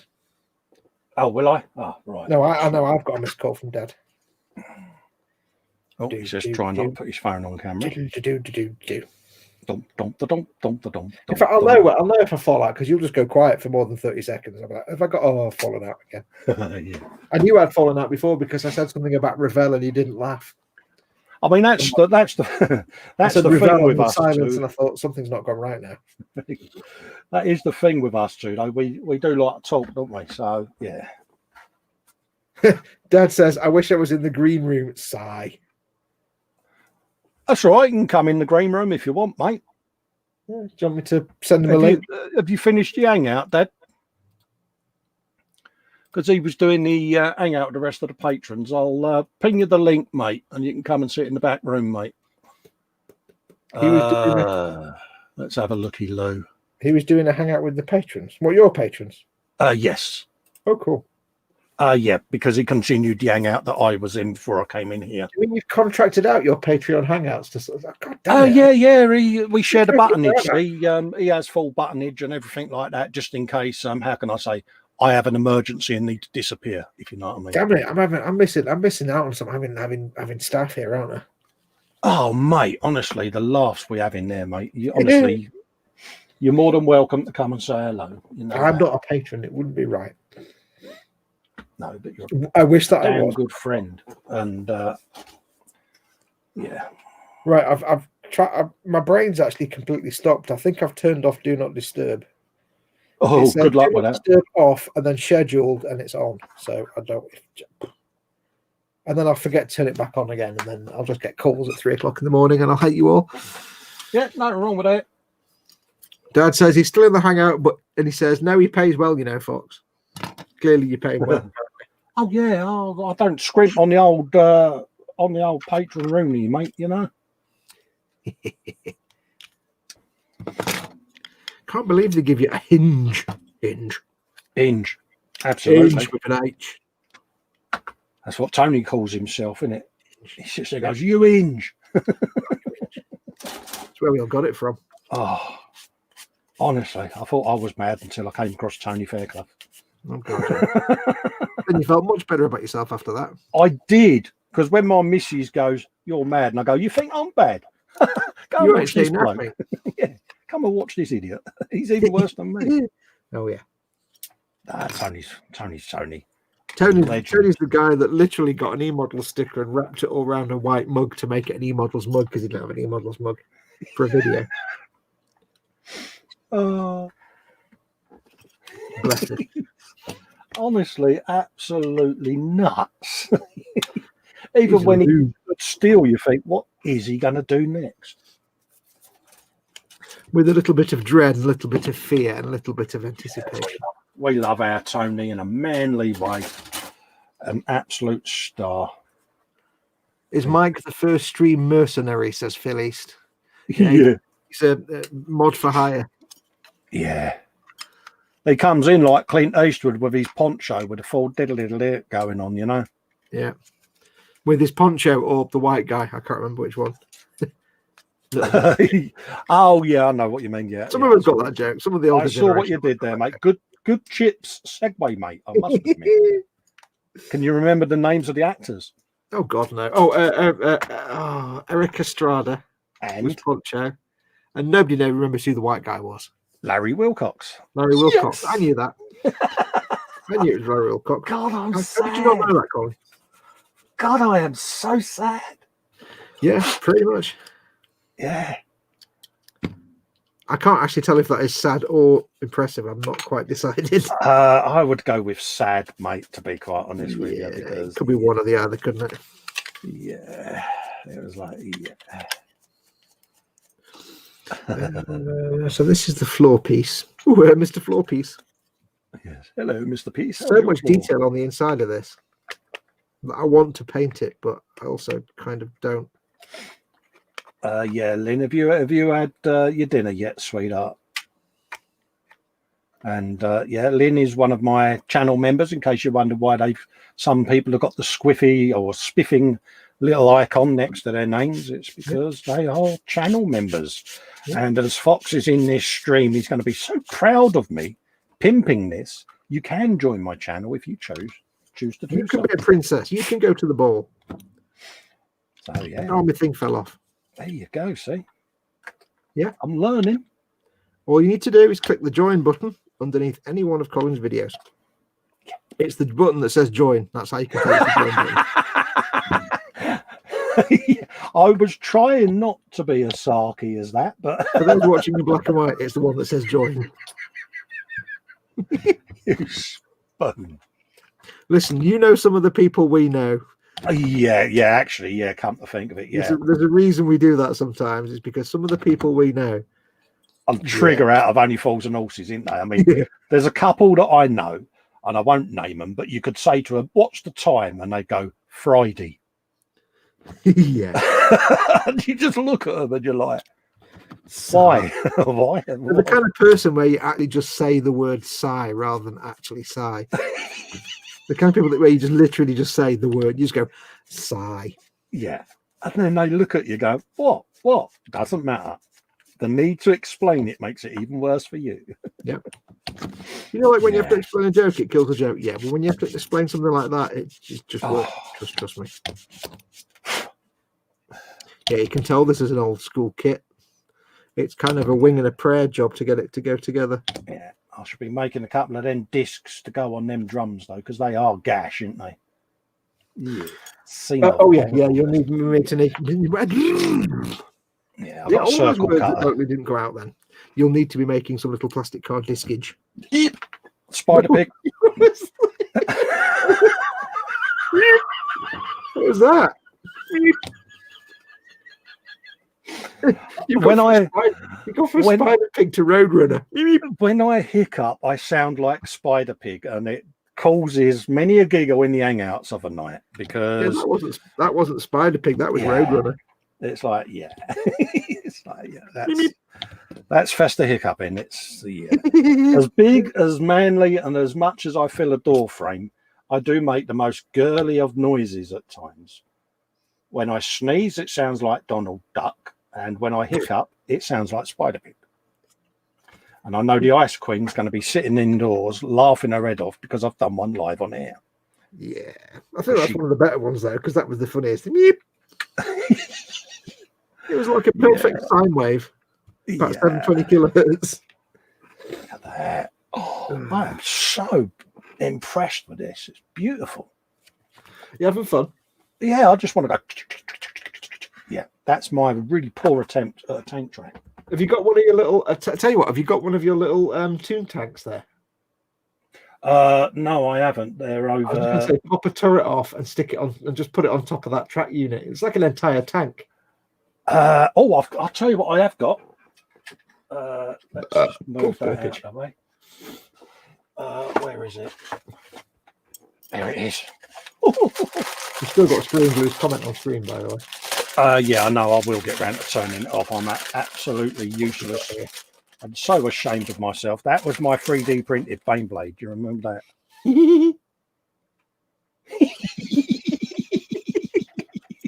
That's the cutest thing ever. Isn't it? It's like, rightio, folks. Well, thanks for tuning in.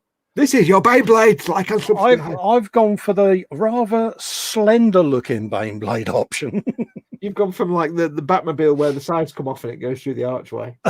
Yeah, it's ironic actually looking at this 3D printed one. When I printed that, I actually thought that was the size that a Baneblade was. You were like, yeah, it's not that. Well, it's like when you printed that and then you showed it because you said to Dave, you're going to get a Baneblade, and he's like, nah, it's rubbish.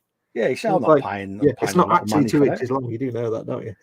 I didn't have a clue because I thought, well, they're painting miniatures, and I'm like, God, they paid all that money for something that big. And when he saw it, he's like, really? What the hell is that? I said, it's Baneblade. He went, do you know how big they are? I went, no. So yeah, and obviously I've got a selection out of all of them greebles to go in places as well. Yeah. So. That extra sprue you've got, by the way, is basically you get 2 sponsons with the kit. Yes. It's an extra set of sponsons. Yeah. An extra set of some of the hull plating and some ladders and tools. And stuff. Right, yeah. Sprues it's mostly just extra sponsons. Yeah, sprues 4 and 5, isn't it? Something like that. Yeah. Yeah. Basically, it's duplicate of them. You get some more barrels as well. Yeah. Barrels. Because it's a barrel of laughs, isn't it? A barrel of laughs. Yeah. I don't know what I was doing my arm thing there. You can't see me doing the sort of cockney arm. Was you doing you do the elbow in and out. Yeah. We're also good for doing the world famous pigeon head. Whenever we talk to someone, we're giving it the old pigeon head bit. I don't know why I'm doing it because you can't see me. But I know exactly what you mean. The kind of you what? Yeah. You have some of that. You just like yeah. I know. I'm ashamed. It's only like the Scouser thing doing that, isn't it? Oh yeah, but like no Scouser Thunderbird hands. Ain't no. Oh yeah, no one says the word twat better than a Scouser. There you twat. Oh mate, it's got such a ring to it, isn't it? Do you know what? It's because Dad will be probably shouting at us now, but it's the dragged out S's and T's that make it. Yeah. You twat. Calm down. Now then. Did you do? Yeah, don't. Dad says ahem fox. We're annoying the father. Oh, he's Come on now, Dad. You do that too, don't you? You do drag out your tees. It's when he sits there though. He'll lean his head on his hand and he goes, "What a swat!" Look at Dad's comment. Yeah, there you go. Yeah, Swat needs more tees at the start though. He called his fish a twat. He's bought a fish tank, right? And he's gonna be sitting here cringing now. But he's got this fish that we've called Psycho. And it's going around and it's really harassing all the other fish. And he sits there looking at it. And then he turns around and he goes, "Oh, look at it." He said, "Bloody twat." I'm like, you realise you're calling a fish a twat. Come here, you twat. He said, "Look at it, it's nuts." I'm like, "Yeah, it's a fish." He's having a right old go at it and all. And it's like, yeah. It's probably good that he's not in the green room right now. It was just a look on his face. He said, "If I get hold of it," he says, "Bloody twat," he says. if I get hold of it, well, it'll already be in trouble for a start. Oh, he's bought a tank to go in it, a breeding tank, and he's going to put it in quarantine. So it's going to go from the main tank into this little tank as punishment. And I went, "Yeah, it's going down the toilet, isn't it?" That's what you mean by a tank, is the big spinny flushing bit. Yeah.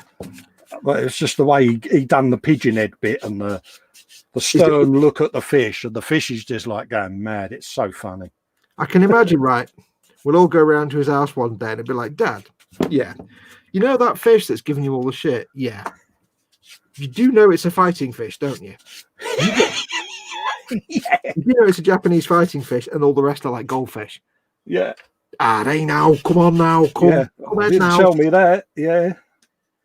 Oh, mate, it's just so funny. I went on Brookside all. Come ahead now. But to hear him having a go at this fish, it's like, dude, get over it. It's a fish. "I'm not having that," he says. "I'm not having it." He said, "I ain't having it." He goes, "Bloody twats." I have to say, I am disappointed that I've never heard Dad say "come ahead" or call anybody Lara. Yeah.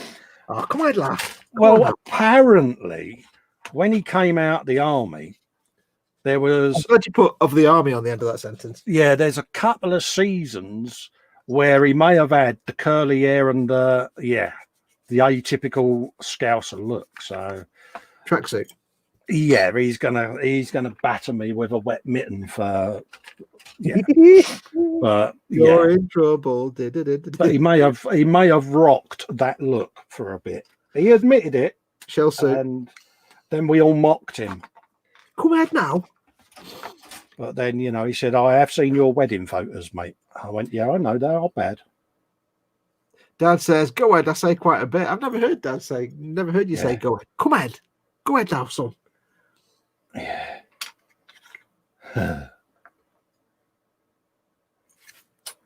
The thing is, in my universe, in my world, if I take the piss out of you, it means I love you. Absolutely. Yeah. It means, it means you've earned respect. If I'm taking the piss merciless out, it means they've earned my respect. I always say to people at the end of the day, life's too short to be miserable. Let's just all have a laugh. If you can't take the mickey out of yourself, there's no point, is there? Let's be honest. We all self-deprecate, don't we, at the end of the day? If you go and take the mickey at yourself, then don't worry, we'll do it for you. Don't you worry yourself. Yeah, you can't take yourselves too seriously in this community. Yeah. But again, the community's really rallied together, isn't it? Let's be honest. Yeah. I'm sitting here wondering if this piece is in properly because I'm sure it's not fitting. I'm just going to glue it in place, and if it's too tall, I'll just shave it down. Yeah, if in doubt, it will fit. If in doubt, shave the fuck out. I really thought this was a modern kit. It's weird. I knew the Land Raider was an old kit, but I didn't realise that. I thought this was a new release. Good God, look at the ejection pin marks. Jesus Christ. And he's off. Wow. This is just like essence of Revel. Oh. It is. You want to go and wash your mouth out? No, last time I said Revel, my stream fell over, so I've got to get rid of all this heretical ejector pin marks. In the name of the Emperor, I cast you out. Right, let's get all of these off. Dear Lord, there's no getting rid of that.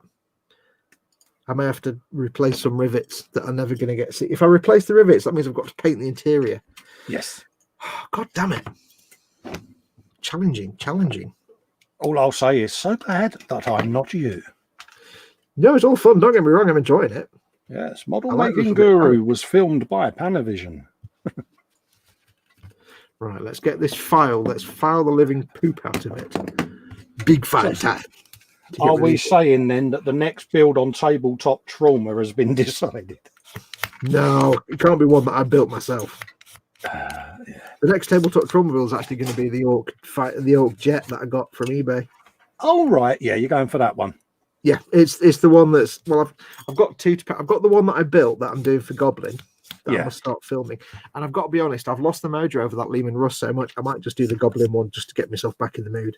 Yeah, because I'm really struggling. I've only got a little bit left to do on that Lehman Russ, but I've lost the will to live. That is the thing, though, isn't it? When the mojo goes, it goes. You know, I mean, the mojo goes, the Jojo Gojo. I've got a few that I need to catch up on, but you went a bit Jadoon then. When the mojo go, Jobo, Jojo, no, to. Yeah, I've probably got 2 episodes left on the Ball Tank, so yeah. I'll get that filmed and finished. You totally missed my Doctor Who reference there, didn't you? Yeah, because I don't watch Doctor Who, mate.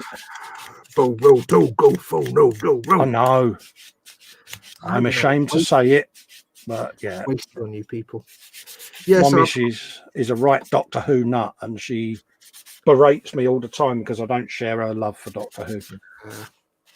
Well, I've only got like 1 episode left of that Lehman Russ to do because I've got it here. It's just I've got to do the weathering and chipping and stuff. Yeah, and it's dead simple, but it's getting myself back into the filming thing. Yeah, after so long away from it because of everything that's been going on. Yes, and you know it's quite hard. So I'm toying with it. I want to do the next episode because I know people are waiting for it. Yeah, but I'm toying with the idea of just doing that thing for Goblin just to get back in. Yeah, that's just the thing, change a palette cleanse just to get me back into it, basically. This is why I've been looking forward to doing this and the Kshatriya. Yeah, because they're 2 things that are way out of what I normally build. And is it going to, reinvigorate me into perhaps looking at different areas? Because for me now, space is becoming a premium of putting all the built kit. So I'm probably going to have to sort of change genres around a bit just to have somewhere to display everything. So see, I'm really struggling because I've got myself a couple of like storage boxes. Yeah. So that all the things that I've built but not painted, I can just wrap them in bubble wrap and stick them in these storage boxes. Oh right, yeah. Like all these like Baneblades, they're just going to get stored in the box until I can paint them. Yeah. But I've got nowhere to put anything once it's painted because normally I paint it and sell it. Yes. It goes into a box and goes to the post office and gets shipped out, but I can't do that at the moment. No. And it might not be able to do that till next year or later this year. So yeah, I mean, in the past, normally if someone's come round and they've sort of, oh, I like that, I'll just say, oh, take it home with you then. Yeah. And they look gobsmacked, and I go, well, I've built it, I've had me fun, I've got the channel video, and if you like it that much, then take it home with you. And they're normally quite shocked at that, But for me, it frees up a bit of real estate as well. So, but that's the thing. I said I've got. I mean, when I've got these storage boxes, I'm going to get all the things that I've built and not painted in some of my cabinets. Yeah, stash them all in the boxes and make some space. So, like when the Baneblade's finished, it'll go into the box.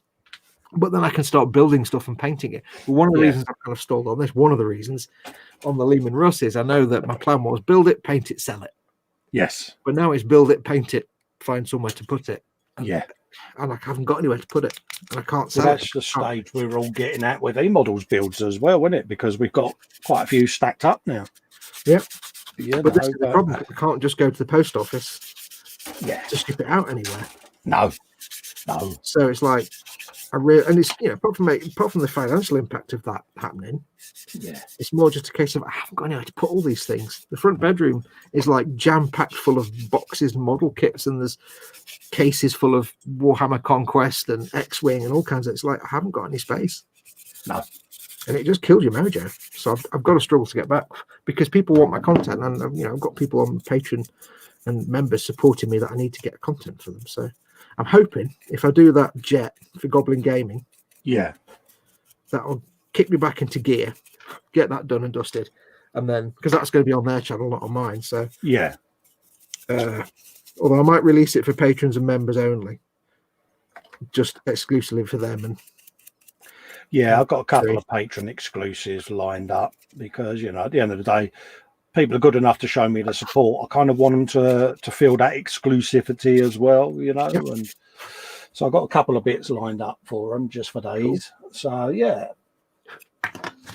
But my original point was I've got that one to do for Goblin, and then when I've done that, I bought one on eBay that was already pre-built and painted. Yeah. But when I say painted, they literally built it, sprayed it with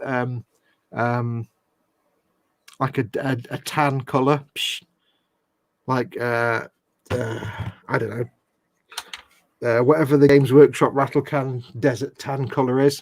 Oh right, yeah. They sprayed it with that, and that's it. But when I say sprayed it, they literally put the cockpit canopy on and then just sprayed it. Oh really? So lovely. Yeah, I won't be able to get into the cockpit, so I'll be like just painting the cockpit black, I think. Yeah, it's annoying though, isn't it? Like you say, it's shonky, isn't it? Yeah, but it's like they've literally basically left it primer color, so really there's everything to paint. So I'll strip it down and I'll just repaint it however I want. Because normally with this thing, I've tried to repaint it the way the original artist painted it, but yes, without it being absolute garbage. Yeah. So because they just painted it with like a dead cat and half a potato. Yeah, but it had a black and green scheme with the stripes and stuff. Yeah, so. It's a nice paint job. That I do like that. Yeah, but the jet thing is literally just like a sand color. Yeah. So I can kind of paint however I want, which is kind of nice. Raging Modelers in says, Colin and Fox, are you guys doing okay? We are, mate. Before I go to bed, so I'm chilling here. Absolutely, mate. Yeah, we're doing fine, mate. How's yourself? Richard Pezol says, belly, broccoli, and chicken bake, bench, Tiger Models F4 U4 Corsair. Don't forget, folks, by the way, Colin and I do have the chat in front of us. As you can see, we've both got our iPads, but we are utterly inept and we're also busy building. So if you want to catch our attention, please do, because we don't want to miss your comments. Please do put your comments in big fat capital letters so we have a chance to see them, because I've got my lenses on. I've got my flippy floppy lenses. I can't see anything beyond like about a foot. Yeah, and I'm just as blind as that. Yeah, Colin's just like blind. So put your comments in big fat capital letters or hit the super chat button. Or do at Festa 67's Workshop or at modelmakingguru, and it puts our name in it. Yeah. And we can see it that way. Don't know why I'm using my mouse to do that when it's right in front of me there, Pilch. Yeah. Don't be like Festa. Mayhem Modelwork says boldness. Absolutely. Well, whilst that's drying, I'll just do a bit of chat dollying for a bit. Okay. I'm going to go and grab some water. Let me just go and refill my water. Yeah, no worries, mate. You go and do that, mate. I'll turn my phone off. I need to go for a great big wee as well. Yeah, no worries, mate. Let's have a little looky-loo what's going there. Southwest Modelers in, saying hello to Ice Queen. Hello, mate. How you doing? Scaly saying hello to Chunk at Southwest. Hello, mate. Mayhem Model Works is going hello to Ice Queen. Mermaids can't go down the pan, laugh out loud. Panzer's saying that his lunch is sausage and mash. Yeah, I've got sausage mash and beans next door, mate, and yeah, I'm having some of that. Mighty Joe saying 7th to 9th edition and 9th edition ruined 40k. Oh, I'll keep that in mind. I'm returned. Fox will know what that is. Mama Fox is on the loo. Mighty Joe says 7th to 9th edition ruined 40k. That will mean something to you. Means nothing to me. 7th to 9th edition. There are editions of 40k, and the editions are basically the rules. Oh right, yeah. Game. I only came into the hobby around about the time that 8th edition came out. Mm-hmm. So I have no idea what 1 to 7th edition were like. I know in 8th edition they simplified things a lot, streamlined a lot. I quite liked 8th edition. I'm not really familiar. I've never played the game, so it's kind of lost on me a little bit. So apologies for that. Yeah. I think for people that used to play the older editions that were a lot more involved and a lot more convoluted and complex, yeah, I can see why they wouldn't be so keen on the more streamlined 8th and 9th editions. Yeah. But I suppose, to be fair to Games Workshop, for the last sort of 4 or 5 years, their big drive has been to get new, younger players into the hobby. Oh, to make right, it more yeah. attractive for people who don't know anything about it. Oh. And I think they've done a good job, with the simplified rule sets, and they've got the contrast paints for absolute newbie beginners and things. I think they've done a lot of work to try and encourage people into the hobby, and I can't fault them for that. I don't know. Ice Queen's become a YouTube channel member. Thank you very much, Ice Queen. Much appreciated, Sue. Welcome aboard. Welcome aboard, YouTube memberage. You get to choose yourself a funky little icon. Yeah, and I'm going to be updating some more of them soon. So yes, don't forget to send Colin an email with your name, address, bank details, password collections, and everything else. Oh, bless her heart. Thank you, Sue. Muchly appreciated. I hope when you come and join me on the stream on my channel one day, I'll get all these like super chats and members. Well, if you remember rightly, when you did the mod one, I mean, you know, I broke Simon Reynolds live on air, didn't I? Because I got stuck under me. Yeah, we won't say anything about that, will we? No, we will. Yeah, you know, and it worked out well, and obviously we was there ganging up on you that night when you got a nice how can we say? Yeah. A nice patron or super chat fest that kind of reduced you to a quivering girl like wreck. Yeah. But it was long overdue, and it was nice to be a part of that, you know. So yeah. Thoroughly deserved, mate. I think that was kind of unless you're one of these people with millions of people that follow, millions of like followers. Yes. You know, PewDiePie's, that's the kind of thing. It's like a once in a lifetime thing. It was tremendously humbling, wasn't it? It was stupendously humbling. I was like, really threw you, didn't it? But yes, it was. In a way, I think it was good for you because it let you realise that, you know, the community does enjoy you. The community does love having you around, because sometimes you're like me, aren't you? You do struggle a bit with confidence. It made me realise that if nothing else, Simon Reynolds is an absolute nutter. Yeah. Yes. I must get to £1,000. Yeah, you're nuts, but we love you. Oh yeah, Simon. Yeah. Bless him. Wouldn't have him any other way. But I have to say, now that you have taught me a little bit how to do the StreamYard. Yes. And I have access to a StreamYard.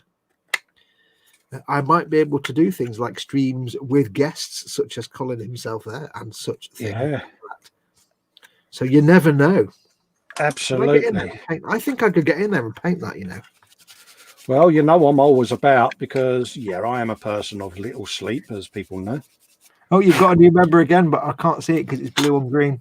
Quano Man has just joined and become a new YouTube member. Thank you very much, Dan. Much appreciated.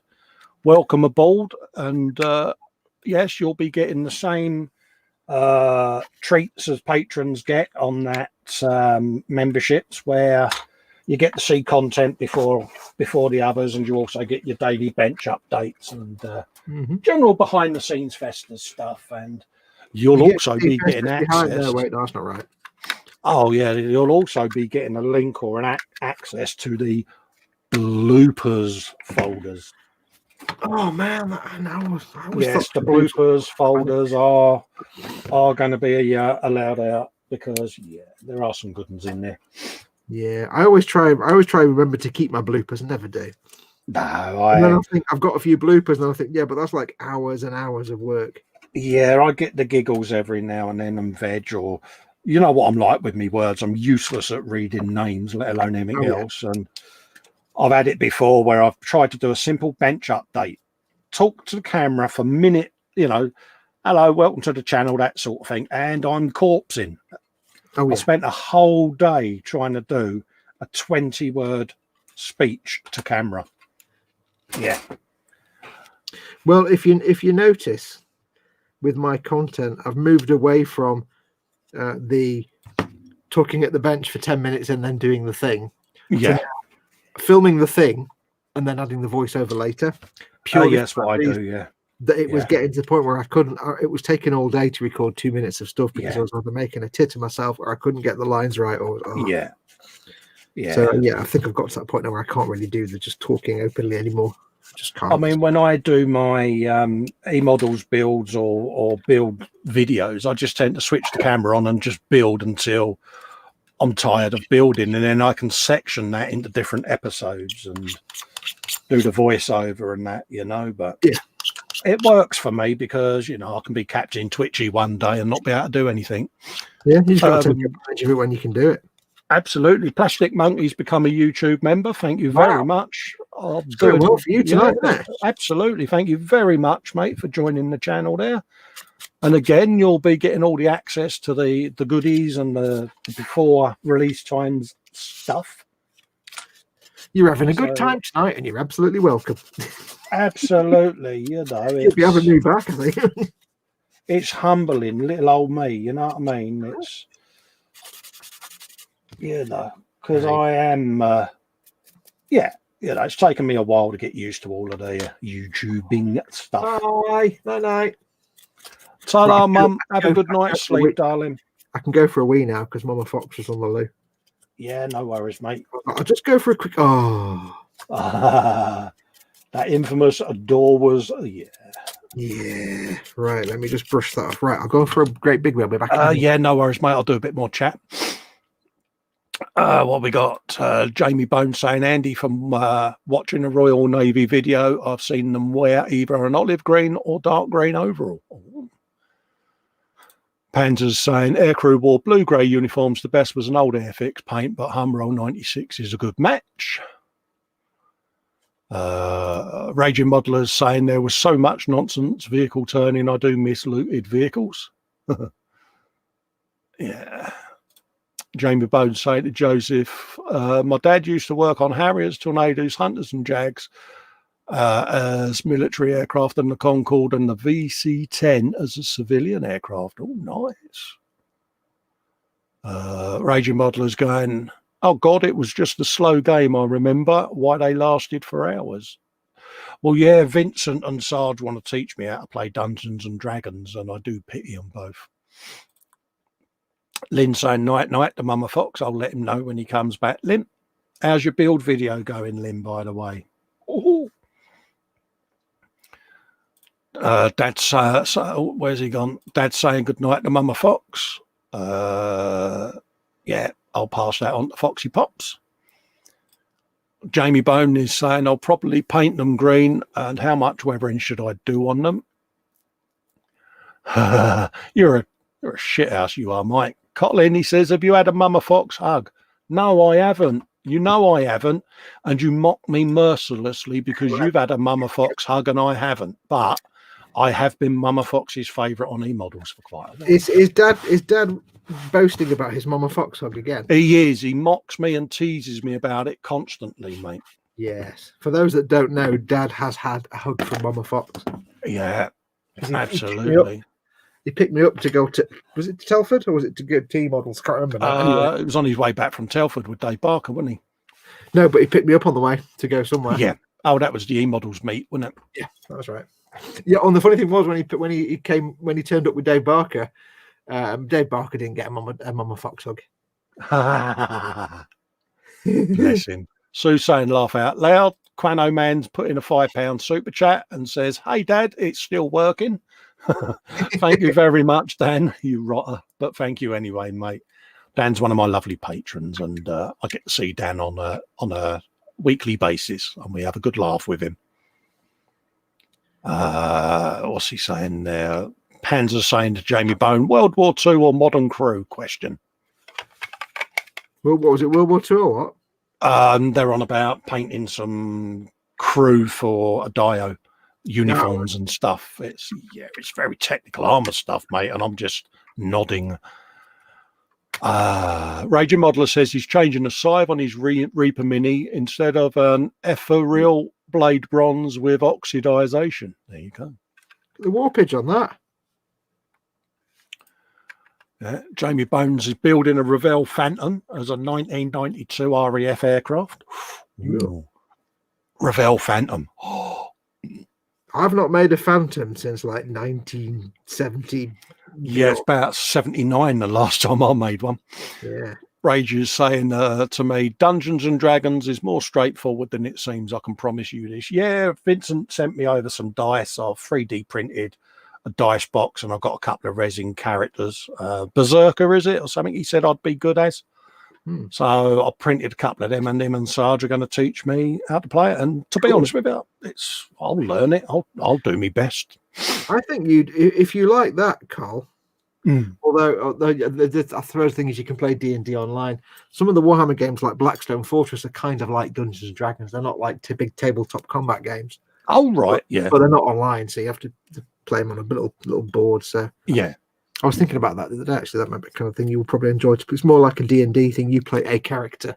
Look at the warpage on that. Oh, mate, that's minging, isn't it? That's just like Revel. That's not even Revel. That's Italeri level. Yeah, that is.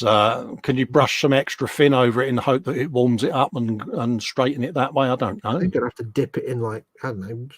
Bit of hot water, boil a kettle or something, and just warm some water up. Yeah, or I could just glue the shit out of it and hope it stays in place. Yeah. Although I was hoping. Here you go, Cole.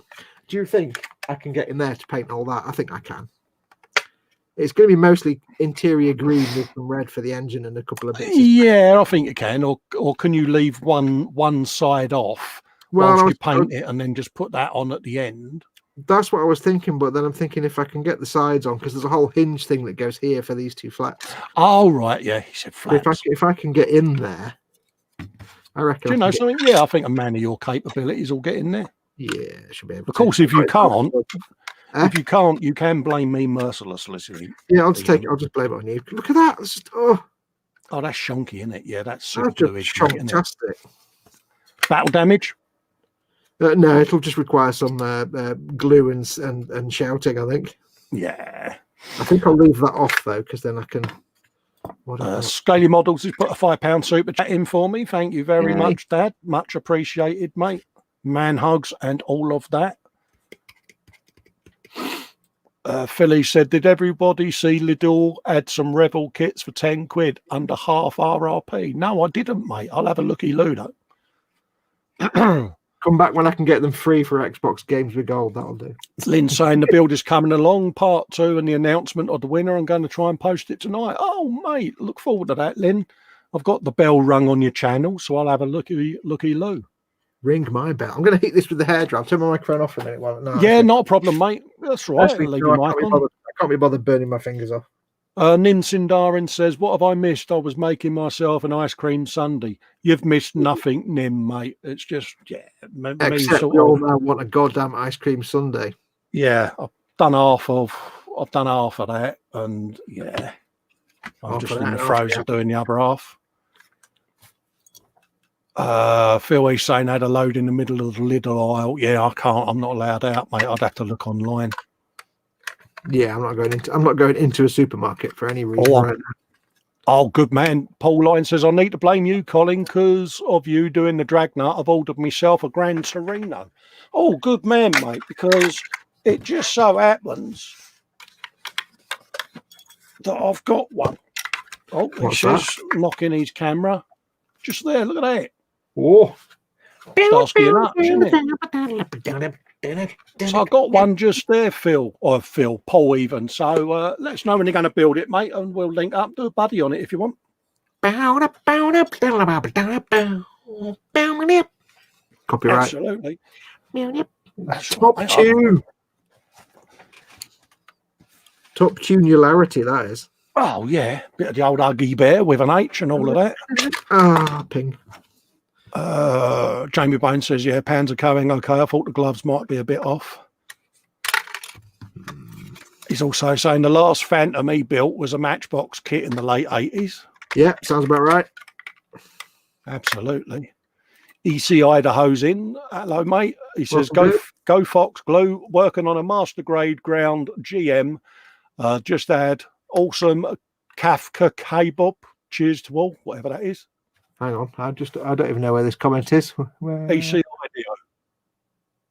It's on the screen, mate. Oh, you can't see it. Oh, we're working on master grade ground GM. Just had awesome Kafka Kebab. Okay, yeah, that's how the Americans spell kebab. Yeah. Is it kofta? Do you mean like a lamb kebab? Kofta kebab. Yeah. Kafka kebab. I know what it means. Yeah. Lamb and kebab, always a good combination. Nim says, Colin as a barbarian makes sense, especially if he's half an orc. I know half an orc. Used to do the window cleaning round here. Philly says that's a shame. Some of them were pretty good kits. Yeah. Mayhem says I've built faster than Chris, Fox, and Ted combined. I know it's not. It's putting us to shame. Yeah, I think I can get a paintbrush in there. Yeah, paint those little greebles. Especially if it's got long handle, mate. Use one of them. You know them ones you got with the old screw-on handle that you had on there. Someone sent you. You could use some of them, couldn't you? I could, couldn't I? Because what I'm thinking is I'm going to have to glue this in now to counteract this nefarious heretical walking. Yeah. So I'm going to have to glue that on now, but there's only greebles like the engine there, which I think I can get to. Yeah. No problem. I think. Although, can I get these doors on? Sorry, Karen, you were reading. Sorry, I'm interrupting you there. No, you carry on, geese. But I have to put this bit on first. Oh. Hang on. That's all right. I'm just doing thinking out loud now, so you can carry on. No, you're all right, mate. I'm just squeezing 2 bits of... Steady. That sounds wrong. Yeah. Yeah. I'm on, holding professionally 2 halves of a Baneblade track.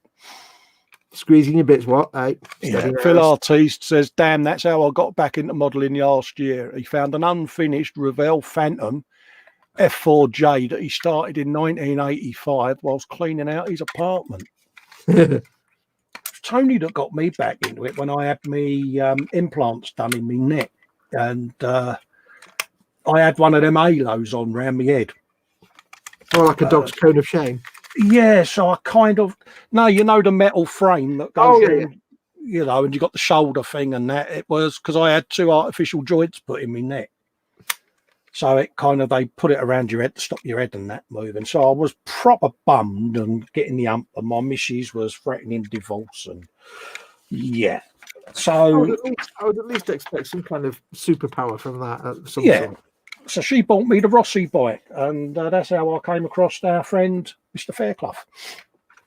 That's what got me back into it.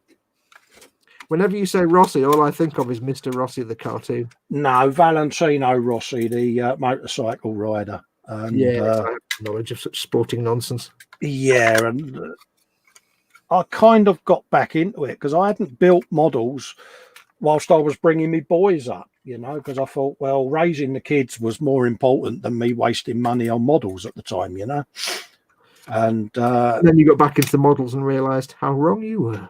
Absolutely, but it was one of them, wasn't it? Like you say, all your income goes towards raising your family, doesn't it? And so it should. But yeah, I fell back in love with the hobby, mate. And then you see the error of your ways. Yeah. Right, I think I can paint inside here if I glue all that together, because I can open them. And then it can you can do that. Man of your capability and skill, mate, I think you can do that. Worst comes to the worst, I'd spray it with a kind of interior. Yeah, if you can't, I'm just going to give you the finger of shame and mock you mercilessly forever. I think you should. It's good for my soul.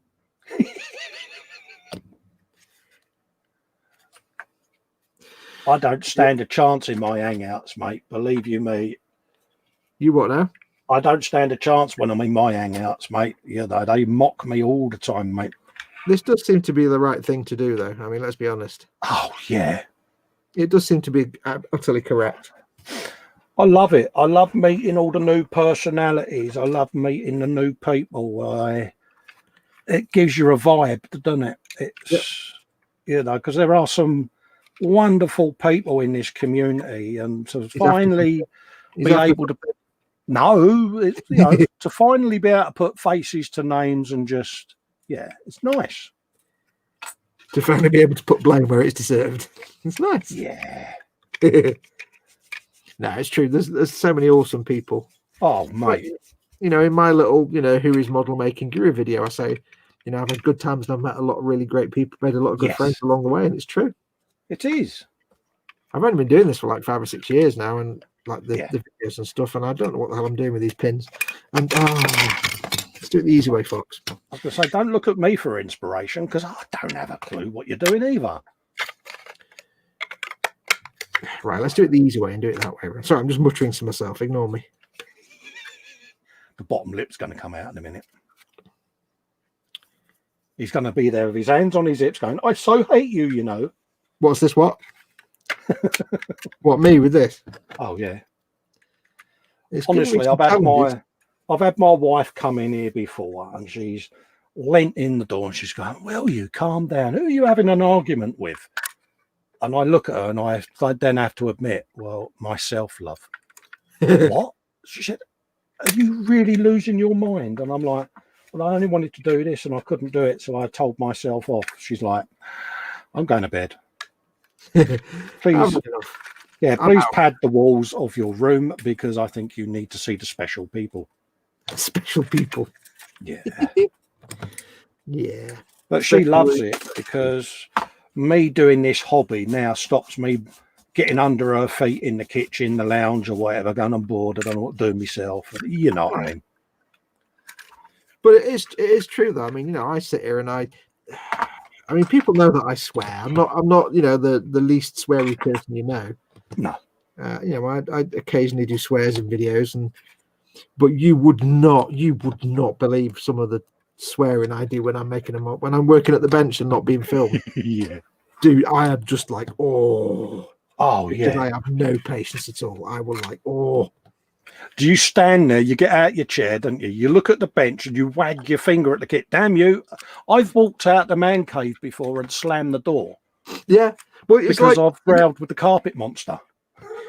Let's just say that it's the same level of swearing that, when you're trying to set up a printer and you're there going, "There's the computer, there's the fucking printer, I can," and you swear at the printer. Yes. It's that level of swearing. Yeah. Much. Oh, yeah. I've had a row with a kit before. "If you don't stay stuck together, you're going in the bin. You know I'm going to do it. Don't you look at me like that." I tend to swear a lot at the actual manufacturers. Yeah. I'm usually swearing at the chuckle fuck that made the instructions. Yeah. Or the one that made the kit that I'm building and designed it in such. And I'm usually swearing at them, to be perfectly honest. And I'm like, why the? Oh. It's when you look at the box art and you think, what kind of chug magnet painted this? I like that. You know what I mean? You're like, really? Is that what you call? It's of course I've done it before where you've replicated the box art. No, don't ever make that mistake, any of you out there. There's one bit of advice I can give you. Don't make that mistake, because there are some badly painted kits on the box art of kits. And yeah, I've been caught a couple of times like that. Oh, is he gone again? No, he's there. Let's just add him back to the stream. There you go. You totally didn't notice me going then, did you? I didn't have a Scooby, mate. I was rattling away to myself. You were still talking to me when I came back. I know. Didn't have a Scooby, mate. No, I don't know. It's bad when neither of us notice. I didn't have the stream. Didn't even hear the StreamYard alarm. There's like a high-pitched noise that it makes when someone joins the screen like that. And I didn't hear it. Oh well, bless you, my child. About the shameful times that I've actually followed the box art on a kit and regretted it because it was so badly painted on the box art. Oh, you're talking about Revell still, yeah? Yeah. I was thinking of the infamous SWAT guy. That's a great paint job. Oh dear Lord, yes. Always gets you that one, doesn't it? Oh no, he's not the worst one though. The worst one is the guy in dress military uniform. Yeah. Because he's got this like gloss. It's like, what the fuck? Yeah, I still remember fondly that shiny clothes rant that you had on that. Oh yeah. It was funny. There was lots of swears, lots of finger wagging. I think the funniest thing ever is when I happened to see on a forum at some point. Not a forum, it was a Facebook group. I can't remember what it was, but it was some guy who apparently was a model maker that did a lot of the models on Revell boxes. Yeah. But he was a complete twat in the Facebook groups. Like, I did this and I did that, blah, blah. I'm a professional, la, la, la, la, la. And everybody's looking at me going, dude, you can't paint for shit. Let's just accept this fact. Yeah. He was one of those people that you just walk up and slap in real life anyway. Yeah. And he was being a complete tickwong on in the Facebook groups.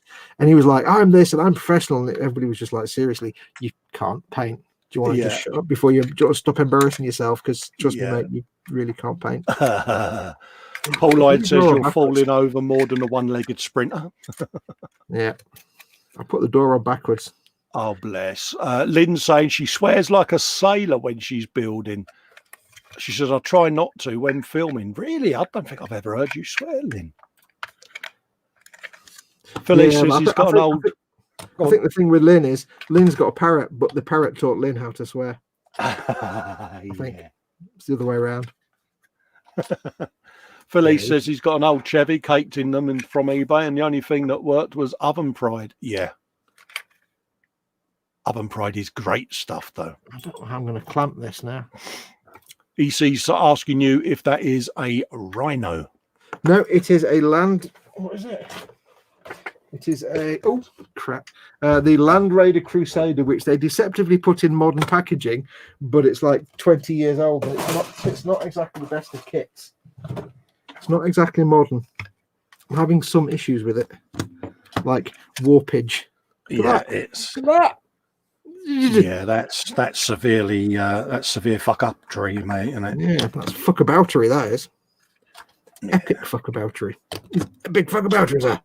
Yes. Could I have a pot of fuckaboutery, please, if you don't mind? Excuse me, designer. Would you please just fuck off over there? And then when you get there, keep on fucking off over there. And then when you get there, fuck off back here. And then when you get back here, fuck off back over there again.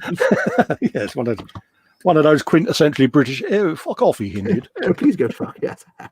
Right. So that was a pain in the absolute ball pain area to get that to fit. Spamtaculon. One of those. Yeah. Here's one I have found Games Workshop's Revell grade kit. And it is whatever the hell this thing is. But I'm not going to complain because it was a gift from my brother for Christmas. So I'm very grateful. At the end of the day, it's still going to look fantastic when it's done. Wasn't there another one recently where it was really shonky and it was kind of, I can't believe how bad this is. Yeah, that was the Primaris floaty tank thing. That was it. It is like 2 years old kit, and it was awful. Yeah. I thought, it's like, Well, I know why it was awful now, and I know next time I build one, I know how to build it to avoid the awfulness. I just looked at it and thought, I so know what Fox wants to say at this moment in time. Yeah. So no, that was down to 100% down to it. That was kind of more the instructions telling you to do it the wrong way. Yeah. If you follow the instructions like they say, then you're going to have a problem. It doesn't fit. This is weird. This is like, this just doesn't feel like a Games Workshop kit at all. Oh, Panzer's off. Night, Dad, and all he says. Oh, night, mate. Take care, buddy. Thanks for popping in. Take care, dude. EC Idaho's asking what time is it in the UK at this moment in time. It is 2:30 in the morning. Is it? I got 2:15. 2:13. Oh, I thought you said 2:30. 2:30. Yeah, no. The dentist's favourite time. Oh, yeah, 2:30. Shit joke. I know, but hey, mate, it's a good joke for us too at this time. Yeah. It's a very good joke for 2:30 in the morning. Absolutely. EC saying time is reversing in the UK. Yes, we are that good. We can stop time. Yeah, we're currently in about 1723, I think. Yeah, not far wrong there, mate, are you? Currently in the Dark Ages, I think, somewhere.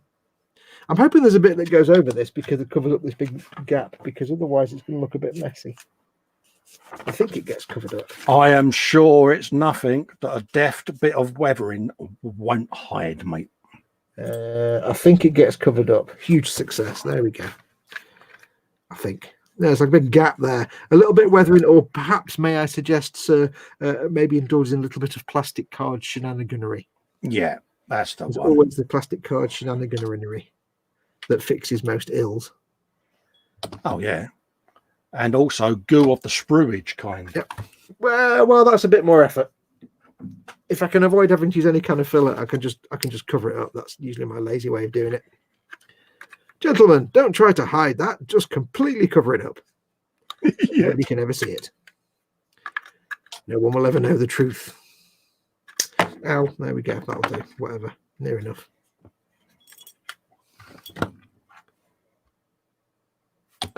Squish. I've got to leave that now for about 3 weeks,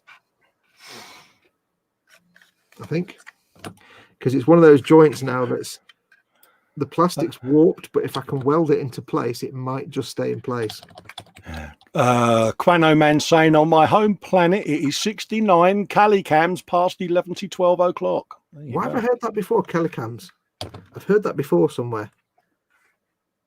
I don't know where. Is that from... I've heard that before somewhere. Calicams.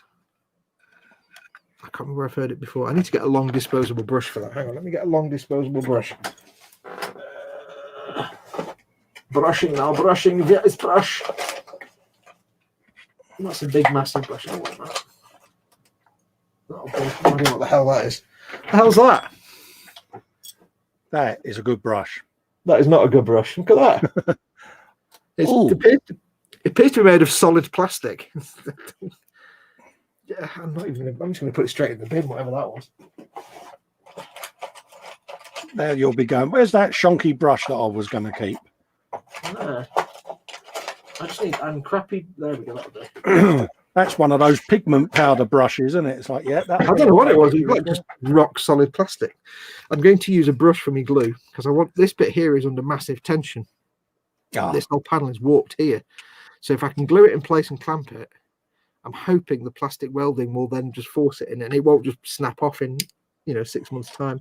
But I need to get all the glue down into that little recess down there. So I'm going to get this long old brush and just really plaster the glue on. Because I need to make sure that it's welded in every possible way. I need to get all the glue. Where have I heard Calicams before? I've heard that before somewhere. I don't know. It's got to be on some kind of Star Wars-y geekery type program. I can't think if it's been on a serious sci-fi thing or I think it's a comedy sci-fi thing. I'm sure it's somewhere. Unless I'm just, making it up. No glue required on that. Remember, Festa, do not glue that. Because you've got lights and electricity and stuffage to go in there. So... Calicam's not up on my Klingon. No, that's not Klingon. Oh, no, it might be Klingon. It could be Vulcan, I'm not sure. It's not Star Wars, no? No. Dan, enlighten us with your nerdism, mate. ECIDO says it's 16 minutes past 7 Friday evening. Or Lynn Dipple says it's 20 minutes past 7 in New Mexico. Yeah, Lynn's in New Mexico. I'm going to guess ECIDO is in Idaho. By powers of deduction, yeah. Calicams is Klingon, I think. I shall stake my flag. It's Klingon. Yeah, I must do some more watching shenanigans on DS9 as well. How many episodes are you in now so far? I'm still on episode 5, I'm afraid to say, and I'm letting you down badly, and I will accept any punishment that you, Ted, and Chris decide. You're not even into the good second and third and fourth and fifth season onwards yet. Yeah, I am letting you both, or all of you down, and myself down. Yeah, I know. You just, you know what I mean? Das ist nicht richtig. Right, now, do I get creative with some magnety goodness here? Because this door, actually, there'll be a hinge thing, won't there? Let's find out what this hinge thing does first. Calicams. Yes, I think Calicams is Klingon. Oh, that's some serious bits I can't possibly paint later. Oh, yeah. Quano Man is saying Calicams are Klingon, and EC Hideho saying spot on Fox, and he's also saying goodbye all. Oh. Goodbye, EC, mate. Thank you for popping in and keeping us company, mate. Yep. Stay safe, buddy. See you again soon. Yeah, thank you for your company. Much appreciated. Right, now to find these random parts that are not numbered. Should we make a lever? Should we make a piston? Oh, you're good, Let's make a, I don't know if it's a piston or what do you call it? It's like a little, what's it called? Whoa. Reciprocating dingle arm, I don't know. What's it called on this? The old steam engines? Like the old factory, the big wheel, when you used to have like the big wheel and the little wheel, and the arm that used to go like that round, and it used to go like the ram or pistons. They were pistons. No, it's when you've got a wheel that's that big, and you've got a smaller wheel here, and there's a bit that's on the outside of that one, and because this one's bigger, it kind of goes round like that. Oh yeah, I know. Yeah, I can't think the name. It makes it go like that because it's traveling further. It's like that. I'll show you. Yeah, it was almost like the leverage thing, wasn't it? I can't think what it was called though. Yeah, but it's called a thing, isn't it? Reciprocating blampulon arm or something. Yeah, a revolving, reciprocating, manly type thing. Yeah, it's called a Dibner Special. Do you like that? God, I'm doing well here, mate. Do you know, 1 year, a few years ago, I've got to make 2 of these, haven't I? Flange. We had the fairground come to town, and it's the usual sort of travellers fairground. They come every year, and it's really quite good. Quite good fairground, quite good rides. As like, you know, traveller fairgrounds go, it's actually pretty good. But I was walking down to the village one day, and walking up towards me was like an old guy who's obviously come from the fairground. Yeah. And I swear it was basically Fred Dibner with less weight. He had the flat cap. Yeah. He had the blue boiler suit. He had the you know, like in the 50s, they'd wear those kind of tweedy 2-piece suits or 3-piece suits with the waistcoat and the jacket, but the thick wool and have the little tweedy pattern. They'd be real working. Yeah. So we had the proper like 3-piece suit with the waistcoat and then the collarless shirt and the cap. Legend. And he had the square 1980s glasses. I'm like, that is Fred Dibner, but he's not dead. Yeah, it's like, legend. And it was like, how could he clearly works on the fairground, and he clearly works with probably works with attraction. Yeah, he just looks and dresses. It can't be unintentional, surely. You could just imagine him going, do you like that? Do you like that? And that was a good Derby accent, that. Yeah. Fred Dibner, legend. Go on, do your Fred Dibner again. Did you like that? You're quite good at this northern stuff, aren't you? Yeah. Happen is really bad. I was on the verge. I was so tempted to say, please just talk to me and let me see if we've got a Derby accent. Yeah. Well, he's kind of Derby and Bolton, Fred Dibner. It's kind of a mixture, but yeah. Right. So how the fucktaculon do we do this now? Okay, so this goes into a place. Like that's not even the. Okay, so that goes there. Action could stick like that. And then this one apparently looks nothing like that one, but goes there.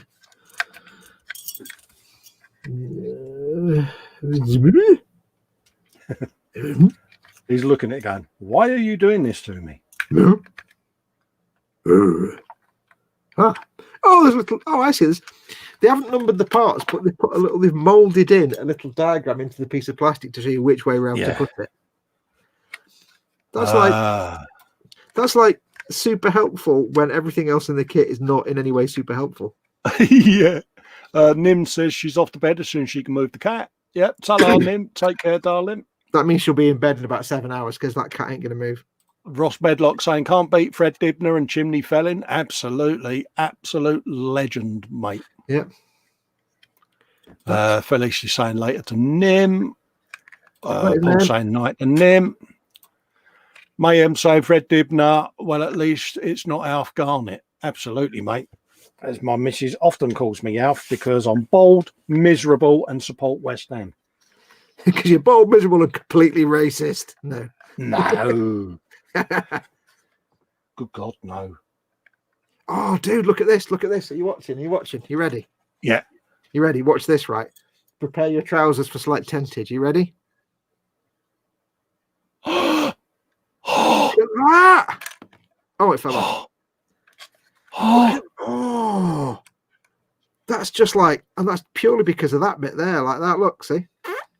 Oh, I'm just gonna. Oh, I might be tempted to touch myself inappropriately. Or just stick to touching yourself appropriately. It might be safer. That's Oh, just look at really that. cool. I'll do it I've again. now got to try and glue that in such a way that it doesn't gum up the works somehow. I don't quite know how. Oh, go on, do it again. Go on. You know you want to. Ready? You ready? Yeah, yeah. Oh. And then it falls off. British Leyland Friday afternoon special. Oh, yeah, it's a Friday car, mate. Yeah, I'm just not quite sure how to glue it on without gumming Good it old up. Friday cars, mate. I'll just leave my half-eaten cheese sandwich in there. Oh, yeah. Oh, yeah. I moved the chair and there's a flat cap underneath it. That's one free. Yeah. Count as a freebie. Okay. I'll put a little tiny touch glue on that bit just to get it locked in place, just for security. I'll get a tiny touch. I don't want to like lock the door into place, but that's the risk, you see. Want to glue that in yet then? Glue on there. That is really quite impressive. Like So that's approaching very basic Bandai level of shenanigans. That is. That's impressive, isn't it? Yeah, especially for Games Workshop. Who'd have thunk it? I know. I am suitably impressed. Especially for Games Workshop 20 years ago. Wait, no. What was the year? Was this? This was 1972 or something. I've lost it now. 19. Considering this kit came from the last century, literally did come from the last century. I've lost it now. Where is it? Games Workshop, 1999. Oh, wow. Yeah. If somebody was born when this kit was manufactured, first came out, they can now legally drink in America. Bloody hell. That's now making us feel really old, isn't it? Yeah, that's just orgasmatronical, that is. Oh, I've got to leave that glue to set for a little bit. Oh, mate, I like that. It's slightly redeemed itself just for its shiny bits. I just think it's just so cool. I may get some swearing going on when I paint the interior. It might all change. Yeah. Put some more glue on there so it locks it in place. But that might have made up for the nonsense with the badly fitting shenanigans. Maybe. We'll see. Yeah, that's where he goes. Yeah, we'll see about that.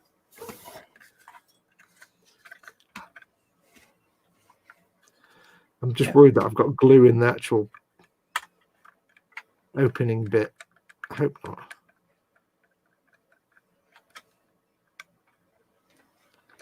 I don't want to knacker the joint, you see. We'll leave it closed and hope that I can open it again. Because if I can't open it again, then we don't paint the interior. Hooray! No, absolutely, mate. Absolutely. Shut up about 9 hours. Let's talk about your Beyblade for a bit. Do you want to go full screen and show the people what you've done? I shall. What have you done now? Oh, you bastard. I've got both halves done. It's one half and another half. Look at that. And they're not, then these ain't glued in yet because I've got all my electricity to go in, but look at that. Talk about moist trouser tents.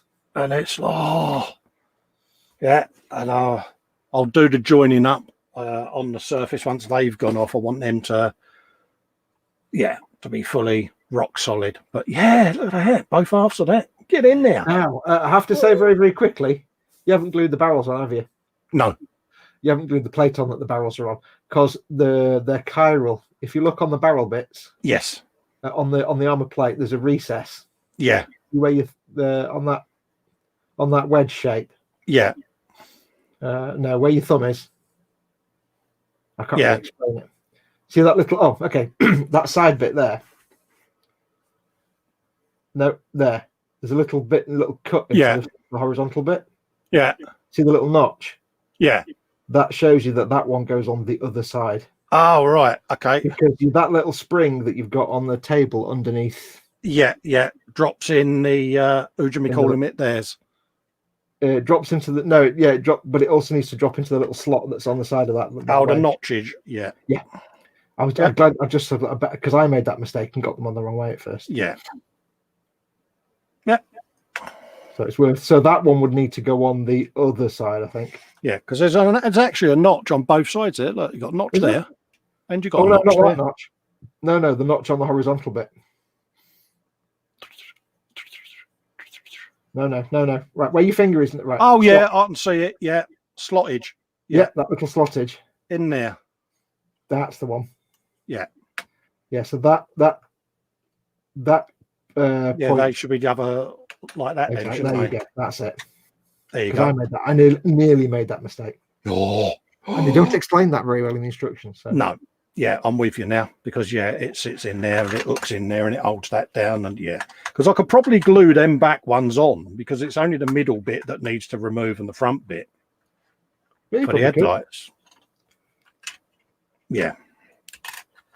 So I could actually put that in with said drummage and notches. It's not like that's angled under that bit because under there's tracks and wheels anyway. So yeah, and that goes How that did you way. find that rear wheel?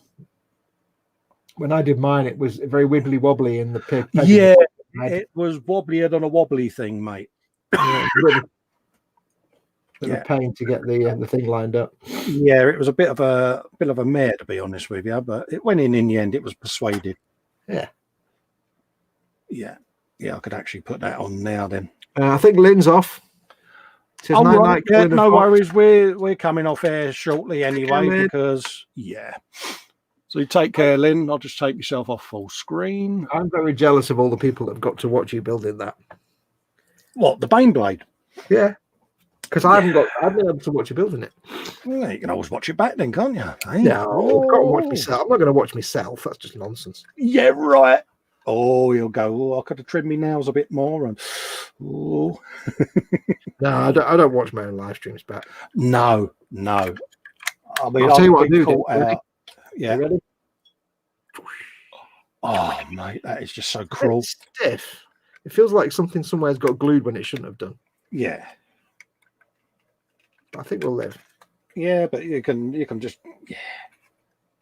you want to. I do want to. But I need to let it do its gluing thing for a little while, not keep fucking about with it. Because all that'll happen is it'll fall off and then there'll be sadness. Yeah, you'll be sitting there. If only I hadn't have gone and fiddled with it again. I wouldn't have gone blind. There you go. Mouse eyes. Baneblade. Oh, it's a Baneblade. Hello. I can do the same on the other side as well. What I need someone to do is go through this video and edit out everything on screen that's not you building your Baneblade. So crop out everything that's around your screen. And I can just... I can do that. On myself talking all the time. It won't be rubbish. Yeah, I could just what's his name? Bung it through Premiere Pro and remove half the screen. Edward Lerner says, "I just put some." Oh, hey, we've got some information about Edward's jellies. Oh, go on. Been tending to the jellyfish as they have the jellyfish as the caps are flattening, and I don't know why. Water is good, so I feed them again because I read it could be caused by the thinning of their bells because they need food. Oh, squishy, squishy, squishy! Give them all the food in the world. Absolutely. Give them their ostracods, whatever it is they eat. Brine shrimp, mate. Jelly, absolute Baneblade of goodness, mate. That's a what? So it's absolute Baneblade of goodness. Look at that. Oh. Chuffed to bits, mate, to be honest with you. It's thoroughly enjoyable building that. You was right. You'll enjoy doing it, you said. Oh, look at that. Look at that Baneblade. Oh, no. And the beauty of it is as well is we're all going to have Baneblades lying around our benches that need painting. Yeah, we're never going to get around to painting the fuckers. You know, we're all going to be going, who's painting theirs first? Who's painting theirs first? Yeah. No. Yeah. Apart from Chris, painted his. I've got a bit of electricity to sort out on it and things like that. So once that's all in there. What are you going to plan for your... Talk us through your planning for your electronicals and things. Well, front and rear lights. I want all the turrets to move. I'm going to run it off of a little remote control unit so I can like buttons 1 to 10, you know, like button 1 does that turret, I'm just programming little sequences on an Arduino. Ooh. Shove the Arduino in there and then it'll do like sound effects and boom booms and all of that sort of stuff. Mm. So there's going to be electronic shenanigans going in. So I don't know. I think there might be potential for motorizing the There might be a couple of motors that I've got where I could have something that, sits underneath that will just scoot it along. But because the tracks don't move. Oh no, I don't mean for the tracks. I was thinking about these sponson turrets. Oh yeah, they're going to be motorized, mate. So you can. I assume you could drill through that and drill through this and put a little piston. Yeah, I've only got to put a post in, mate, with a sprocket on the end of it, so it can do that. Yeah, and it'll be able to do a full Well, I don't know although having said that, the center of it would be right where those guns are in there. They kind of obscure it there. Yeah, you could put a pulley on there or drill a hole in the post and just run a piece of fishing line into a stepper motor, and the stepper motor itself will do the movement. It just pulls the cord that will turn the turret. You could have that kind of thing, couldn't you? That kind of piston going that way, horizontal. Absolutely, mate. Because I reckon that hole is about, I don't know if you can see it on this tiny screen, but I reckon that hole there is about there.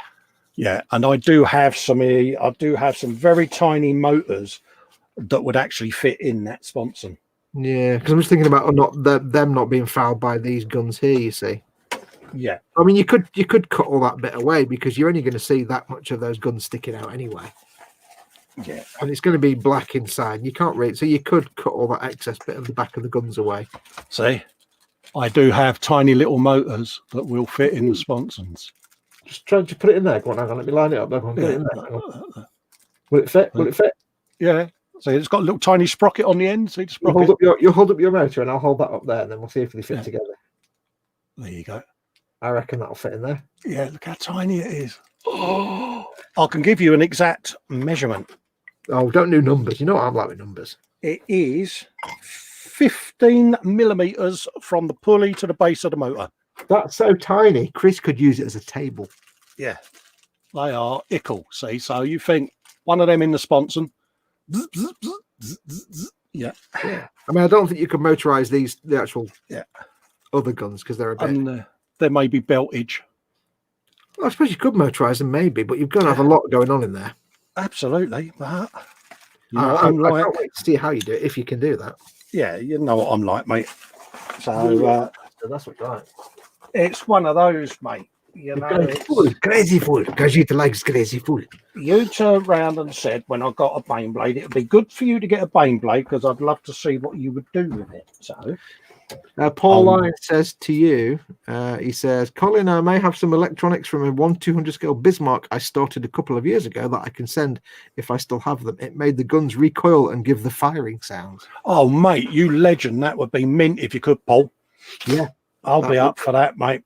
But you could. It would not be impossible to. I've got a big trump coming. I'll just let you know that now. Yeah, go for it, mate. I had a lot of lentils yesterday, and I've been a bit, a bit windy over Dogger Bank over the last couple of days. Yeah, I mean, catastrophic window rattlers. You've been rougher than a rough thing, isn't it? Bill Rayburn saying that would be awesome. It's one of those. I reckon that barrel there.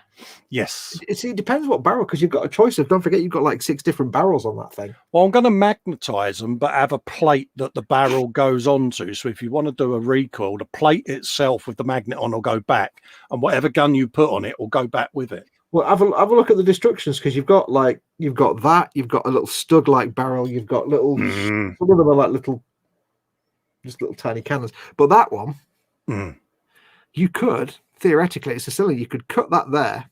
Yes. Cut it there. Replace this part with brass tube. Yeah. Because that's hollow. Yeah. And then I don't know how you do it, but if the brass tube was could go inside that, it could recoil inside. Yeah, that can be done. There might be. There's little bits of detail there, but you could file them away and get rid of them. But you'd cut them away, but then just have that little tube go ka-chunk like that. Oh yeah, proper ka-chunky noises, mate. And have it recoiling. So that's probably well beyond any kind of skills I've got. But yeah, I kind of want to go. I wouldn't say over the top, but yeah, I kind of want to do it justice. Yeah, I just want to do it justice, mate. You know what I mean? Because at the end of the day, you've been kind enough to gift it to me, Perrier, and I think what you should do is build out a complete independent suspension system with like 32 actual working wheels. I see what you did there. I am impressed. But yeah, I shall go along and get rid of some of the nubs and bits that are still there, you know. But for the you're gonna do like me and put lots of rivets and things on it and stuff. yes, I'm obviously lucky enough to have the resin printer, and I may have already designed up some extra plates and things with rivets on that I'm going to resin print and add to it. And so yeah, there's going to be extra bits that go on it. I've got the extra sprues that you sent. I've got some greebles and bits, but also I've got the Tinkercad program where I can do bits and pieces and additional stuff. Like I've got I've just laid out some front guards that go over, just come a little further along, you know. So I mean, they're going to get added. The next couple of steps, you get the floor laid in. Yes. The back panel you put in. Yeah. The bottom, the front and the bottom half of the glasses plate. Yeah. And then after that, I think it's all varied from version to version. Absolutely. I've got to watch that matey's video where he puts the extra supports in for interchanging and that, or with the amount of electronics going in it, do I stick to the one variant and focus on all the electronics that will operate that particular variant? I don't know. Because what you've basically got, once you put the floor in. Oh, perfect. Yeah. You've got that. Yeah. And I think that front panel there. Yeah. And then I think this part of the glasses plate is generic, but I'm not sure. Even this part here might be version specific. Yeah. Have you got the instructions there? I've thrown mine away now, I think. Yes. 2 seconds. Let's just move that out of the way. Let's have a look. We've got where are we up to in the instructions? That bit. I'm up to here. Does it have you put in that top panel in? Not yet. No, I can go to the page that does. In that step. No. That panel there with the wheel holder on it. You mean just off the bottom of your screen there, Dave? That one. Oh yeah.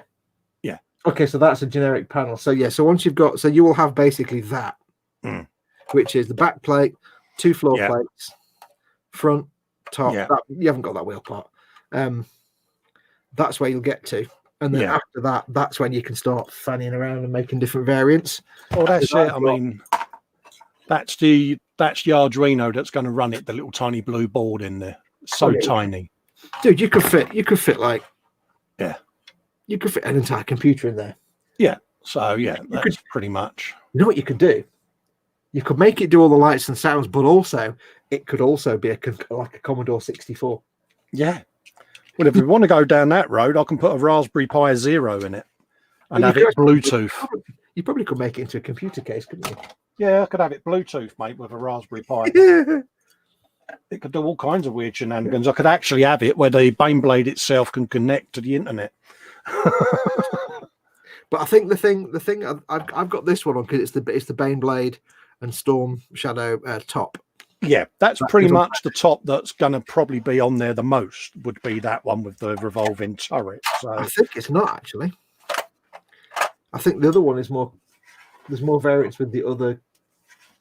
Oh, that's the point. If you're going to make it all swappable, you can't necessarily have all the wires connected into turrets and things because that's the thing. So I might need to decide either where them turrets go in, have it where if I change the top, it plugs itself in as you lower it down into like a plug, or have a box of tricks like that. Yeah, under each one. Under each one, because you've only got I think 3. You've got this, which sits like that. Yeah. Then you've got the Stug-like one, which sits more forward. Yeah. But it's got like an open deck here. Yeah. I think.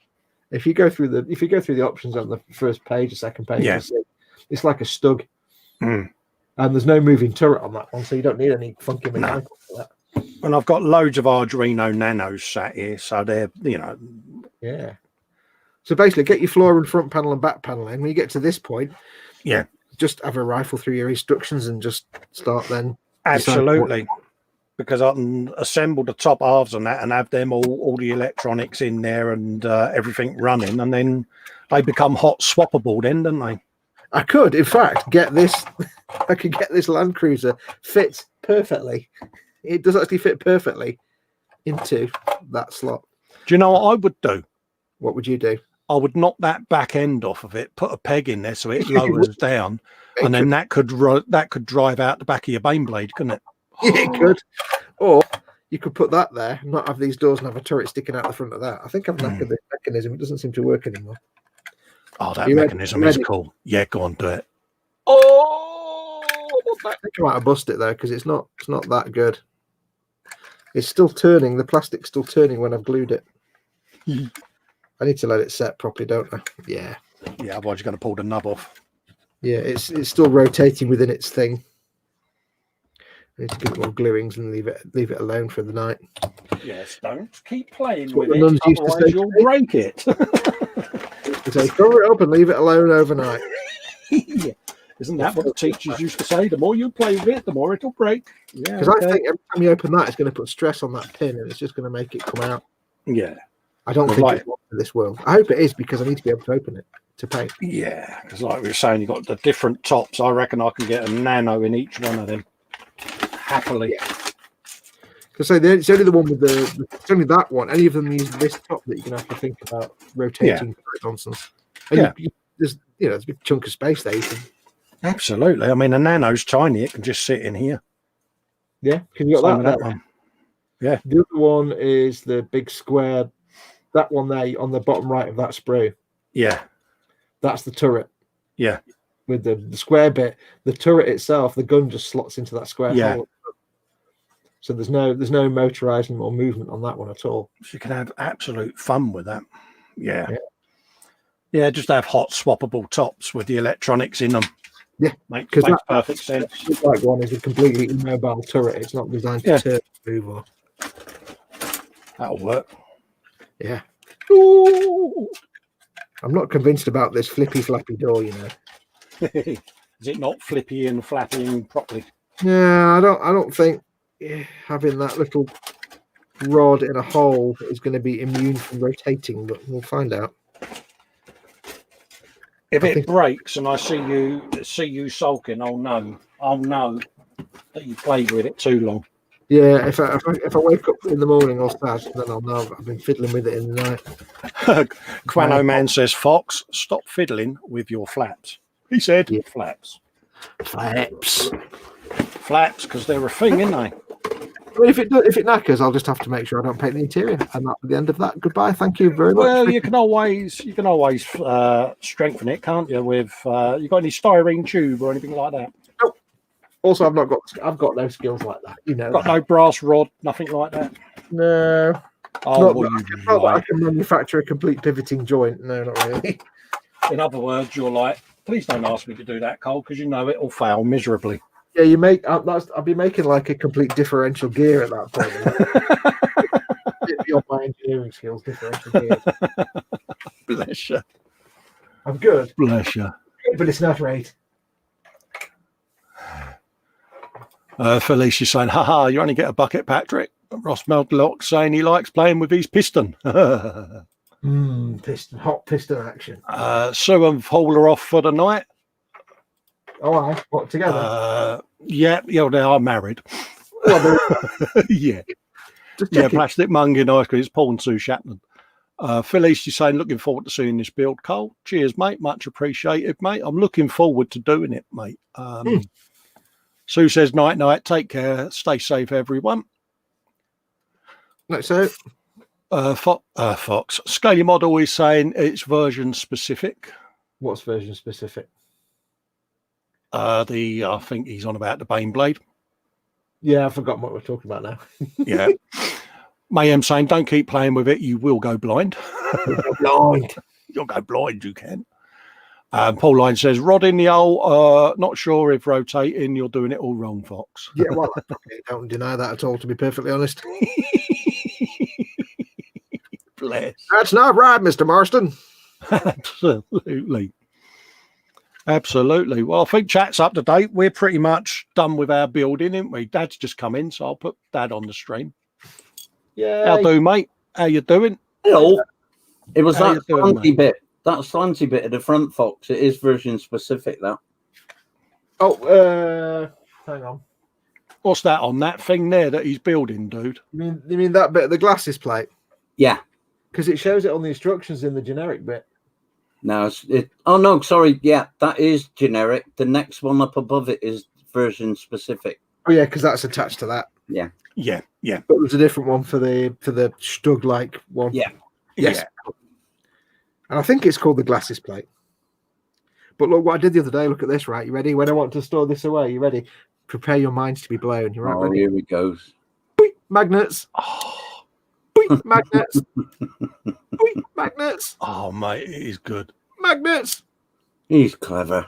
Magnets. He's good, isn't he? He is good. I'll give him that. I was actually sat there bored. And I'm like, I should be able to.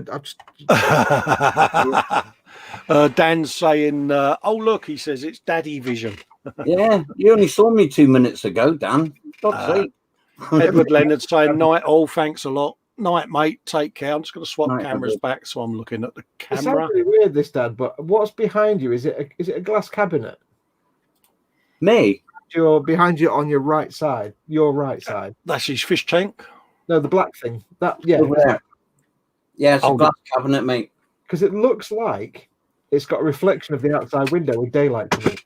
No, that's the reflection of the fish tank with Psycho in. Psycho. How have you got daylight outside your window? Fucking twat. There you go. See, he's got the ump with his fish. Psycho. Hey, come here, you swat, you divvy. Twat. Paul Lyne says, "Colin, I've checked and I do still have the electronics. So send me a message with your details and I'll get them sent down to you as soon as I can." Consider it done, Paul, mate. I'll do that as soon as I come off air, mate. Man wants to know if I've just been tugging my rod. Yeah, Candygram from Mongo says, "Genius Fox." Why? What did I do? What? Hey? No idea whatsoever, mate, but he thinks you're a genius. Are you sure you got the right show here, mate? I'm sure I'm such a black stupid. Fox a genius. Mate, I'm impressed with On that. the aerials, it's got to be magnetized. Oh, the area. Oh, yeah. Oh, yeah. But the other one where it just opens and closes. Oh, that's brilliant. Well, yeah, it's this little rod here that's going to spit. I'm not confident that's fixed and fused, but we'll see. I'll leave it alone. Is that intentionally supposed to do that then, or is that something you've added? No, it's supposed to do that. Oh, mate, that's mint. I like So that. this kit that was like, it's a bit old and it's shonky and it doesn't go together very well, but they've put that bit of engineering in there that's very Bandai. Do you know, just for that alone, I might be tempted to get one. Because you know what I'm going to do? I'm going to put shark mouth on it. It's going to have the teeth, isn't it? Yeah, you should get the Stormwolf, the flyer, because you could definitely put a shark mouth down the side of that. That's that big on the back of this wallpaper, isn't it? Yeah, that's a lot of money, though, isn't it? No. The Stormwolf is no, the Stormfang. Sorry, it's a square flying. It's like a plane with the square cockpit and then a big long nose. And when I finished building it, I realised it's supposed to look like a dog's head because it's Space Wolves. Oh, right, yeah. You could put a shark mouth down the side. Chris is saying hello. Hello to your dad. Hello, Chris. Hello, Chris. I didn't realise Chris was You and Gemma, mate. As is Andy saying Dad Bert. Dad Bert. Andy Phyllis Booze. said this was good, gents. Thanks. See you all later. Well, like I say, I won't add anything else to it until I do the next build live. So, as and when Fox wants to do one, I'll do another one. Fox says, what a tit. Phil East says, what happened? He's kicking off on a fish and having a smoke. Proper late night telly. Oh, yeah.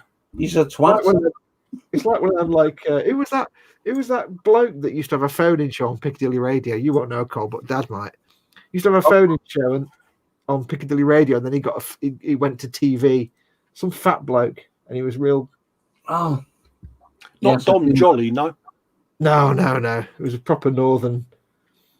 Yeah, I can't think of his name now. It comes to me at about 5 o'clock in the morning. Yeah, and it was a bit. He wasn't a very nice person. Apparently, didn't last very long.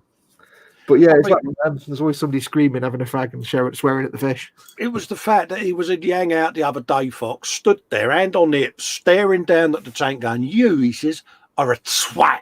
And then he just walked out the room to make himself a cup of tea to calm down. You sure it's not like a Japanese fag? No, it's a silly little tiny tetra type fish. He shouldn't be doing what he's doing. He's a twat. I've got two of them in there. One's perfectly normal. The other one is a twat. So one of them's a scouser, is what you're saying. I've got fish hiding in the corner at the bottom, at the back, because they're frightened to come out because that twat's going to get them. And I can't catch him. I've got the net in there. I've been going Come on, have it. Come on then.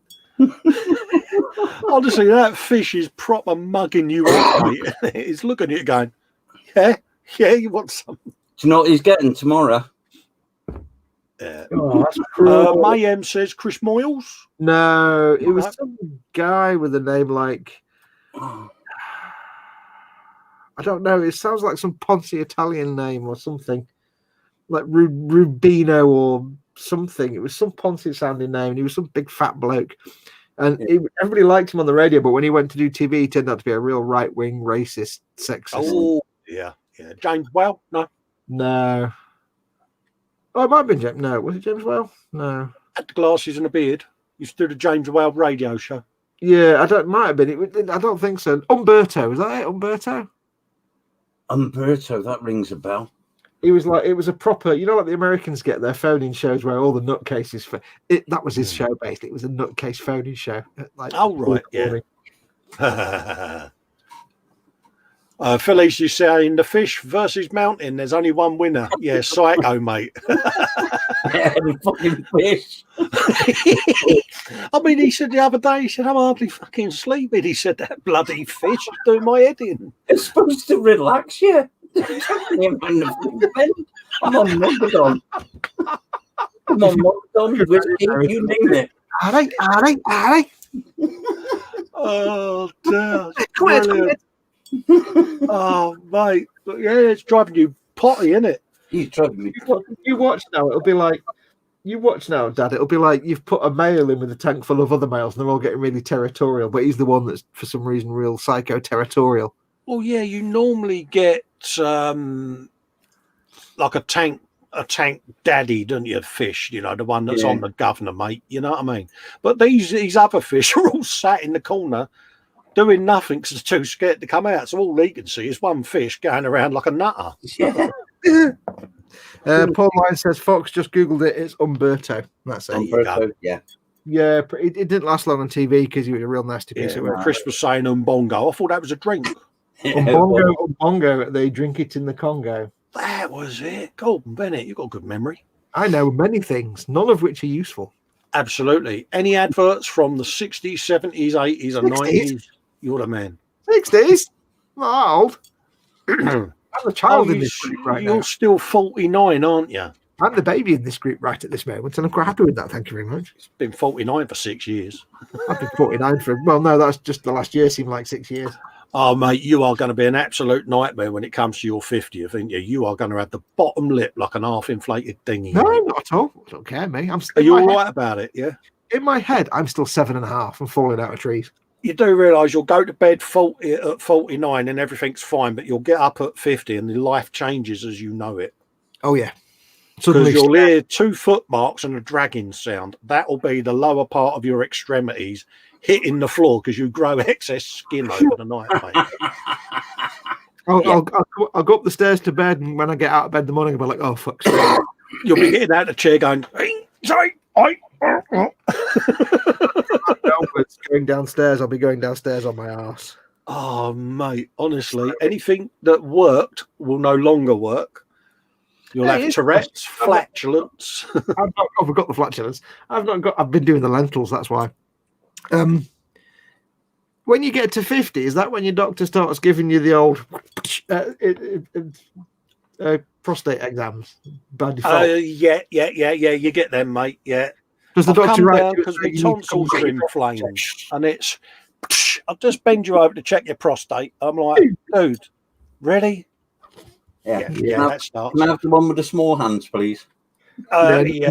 I'm not the one with the jazz hands. Oh, yeah, absolutely, mate. You know, does that just like start by default? You just say you're 50 now. Come and have you. Oh yeah, I mean, I had it not long ago because obviously I've got the tumour in my lower back, and obviously they check your prostate because of. Yeah.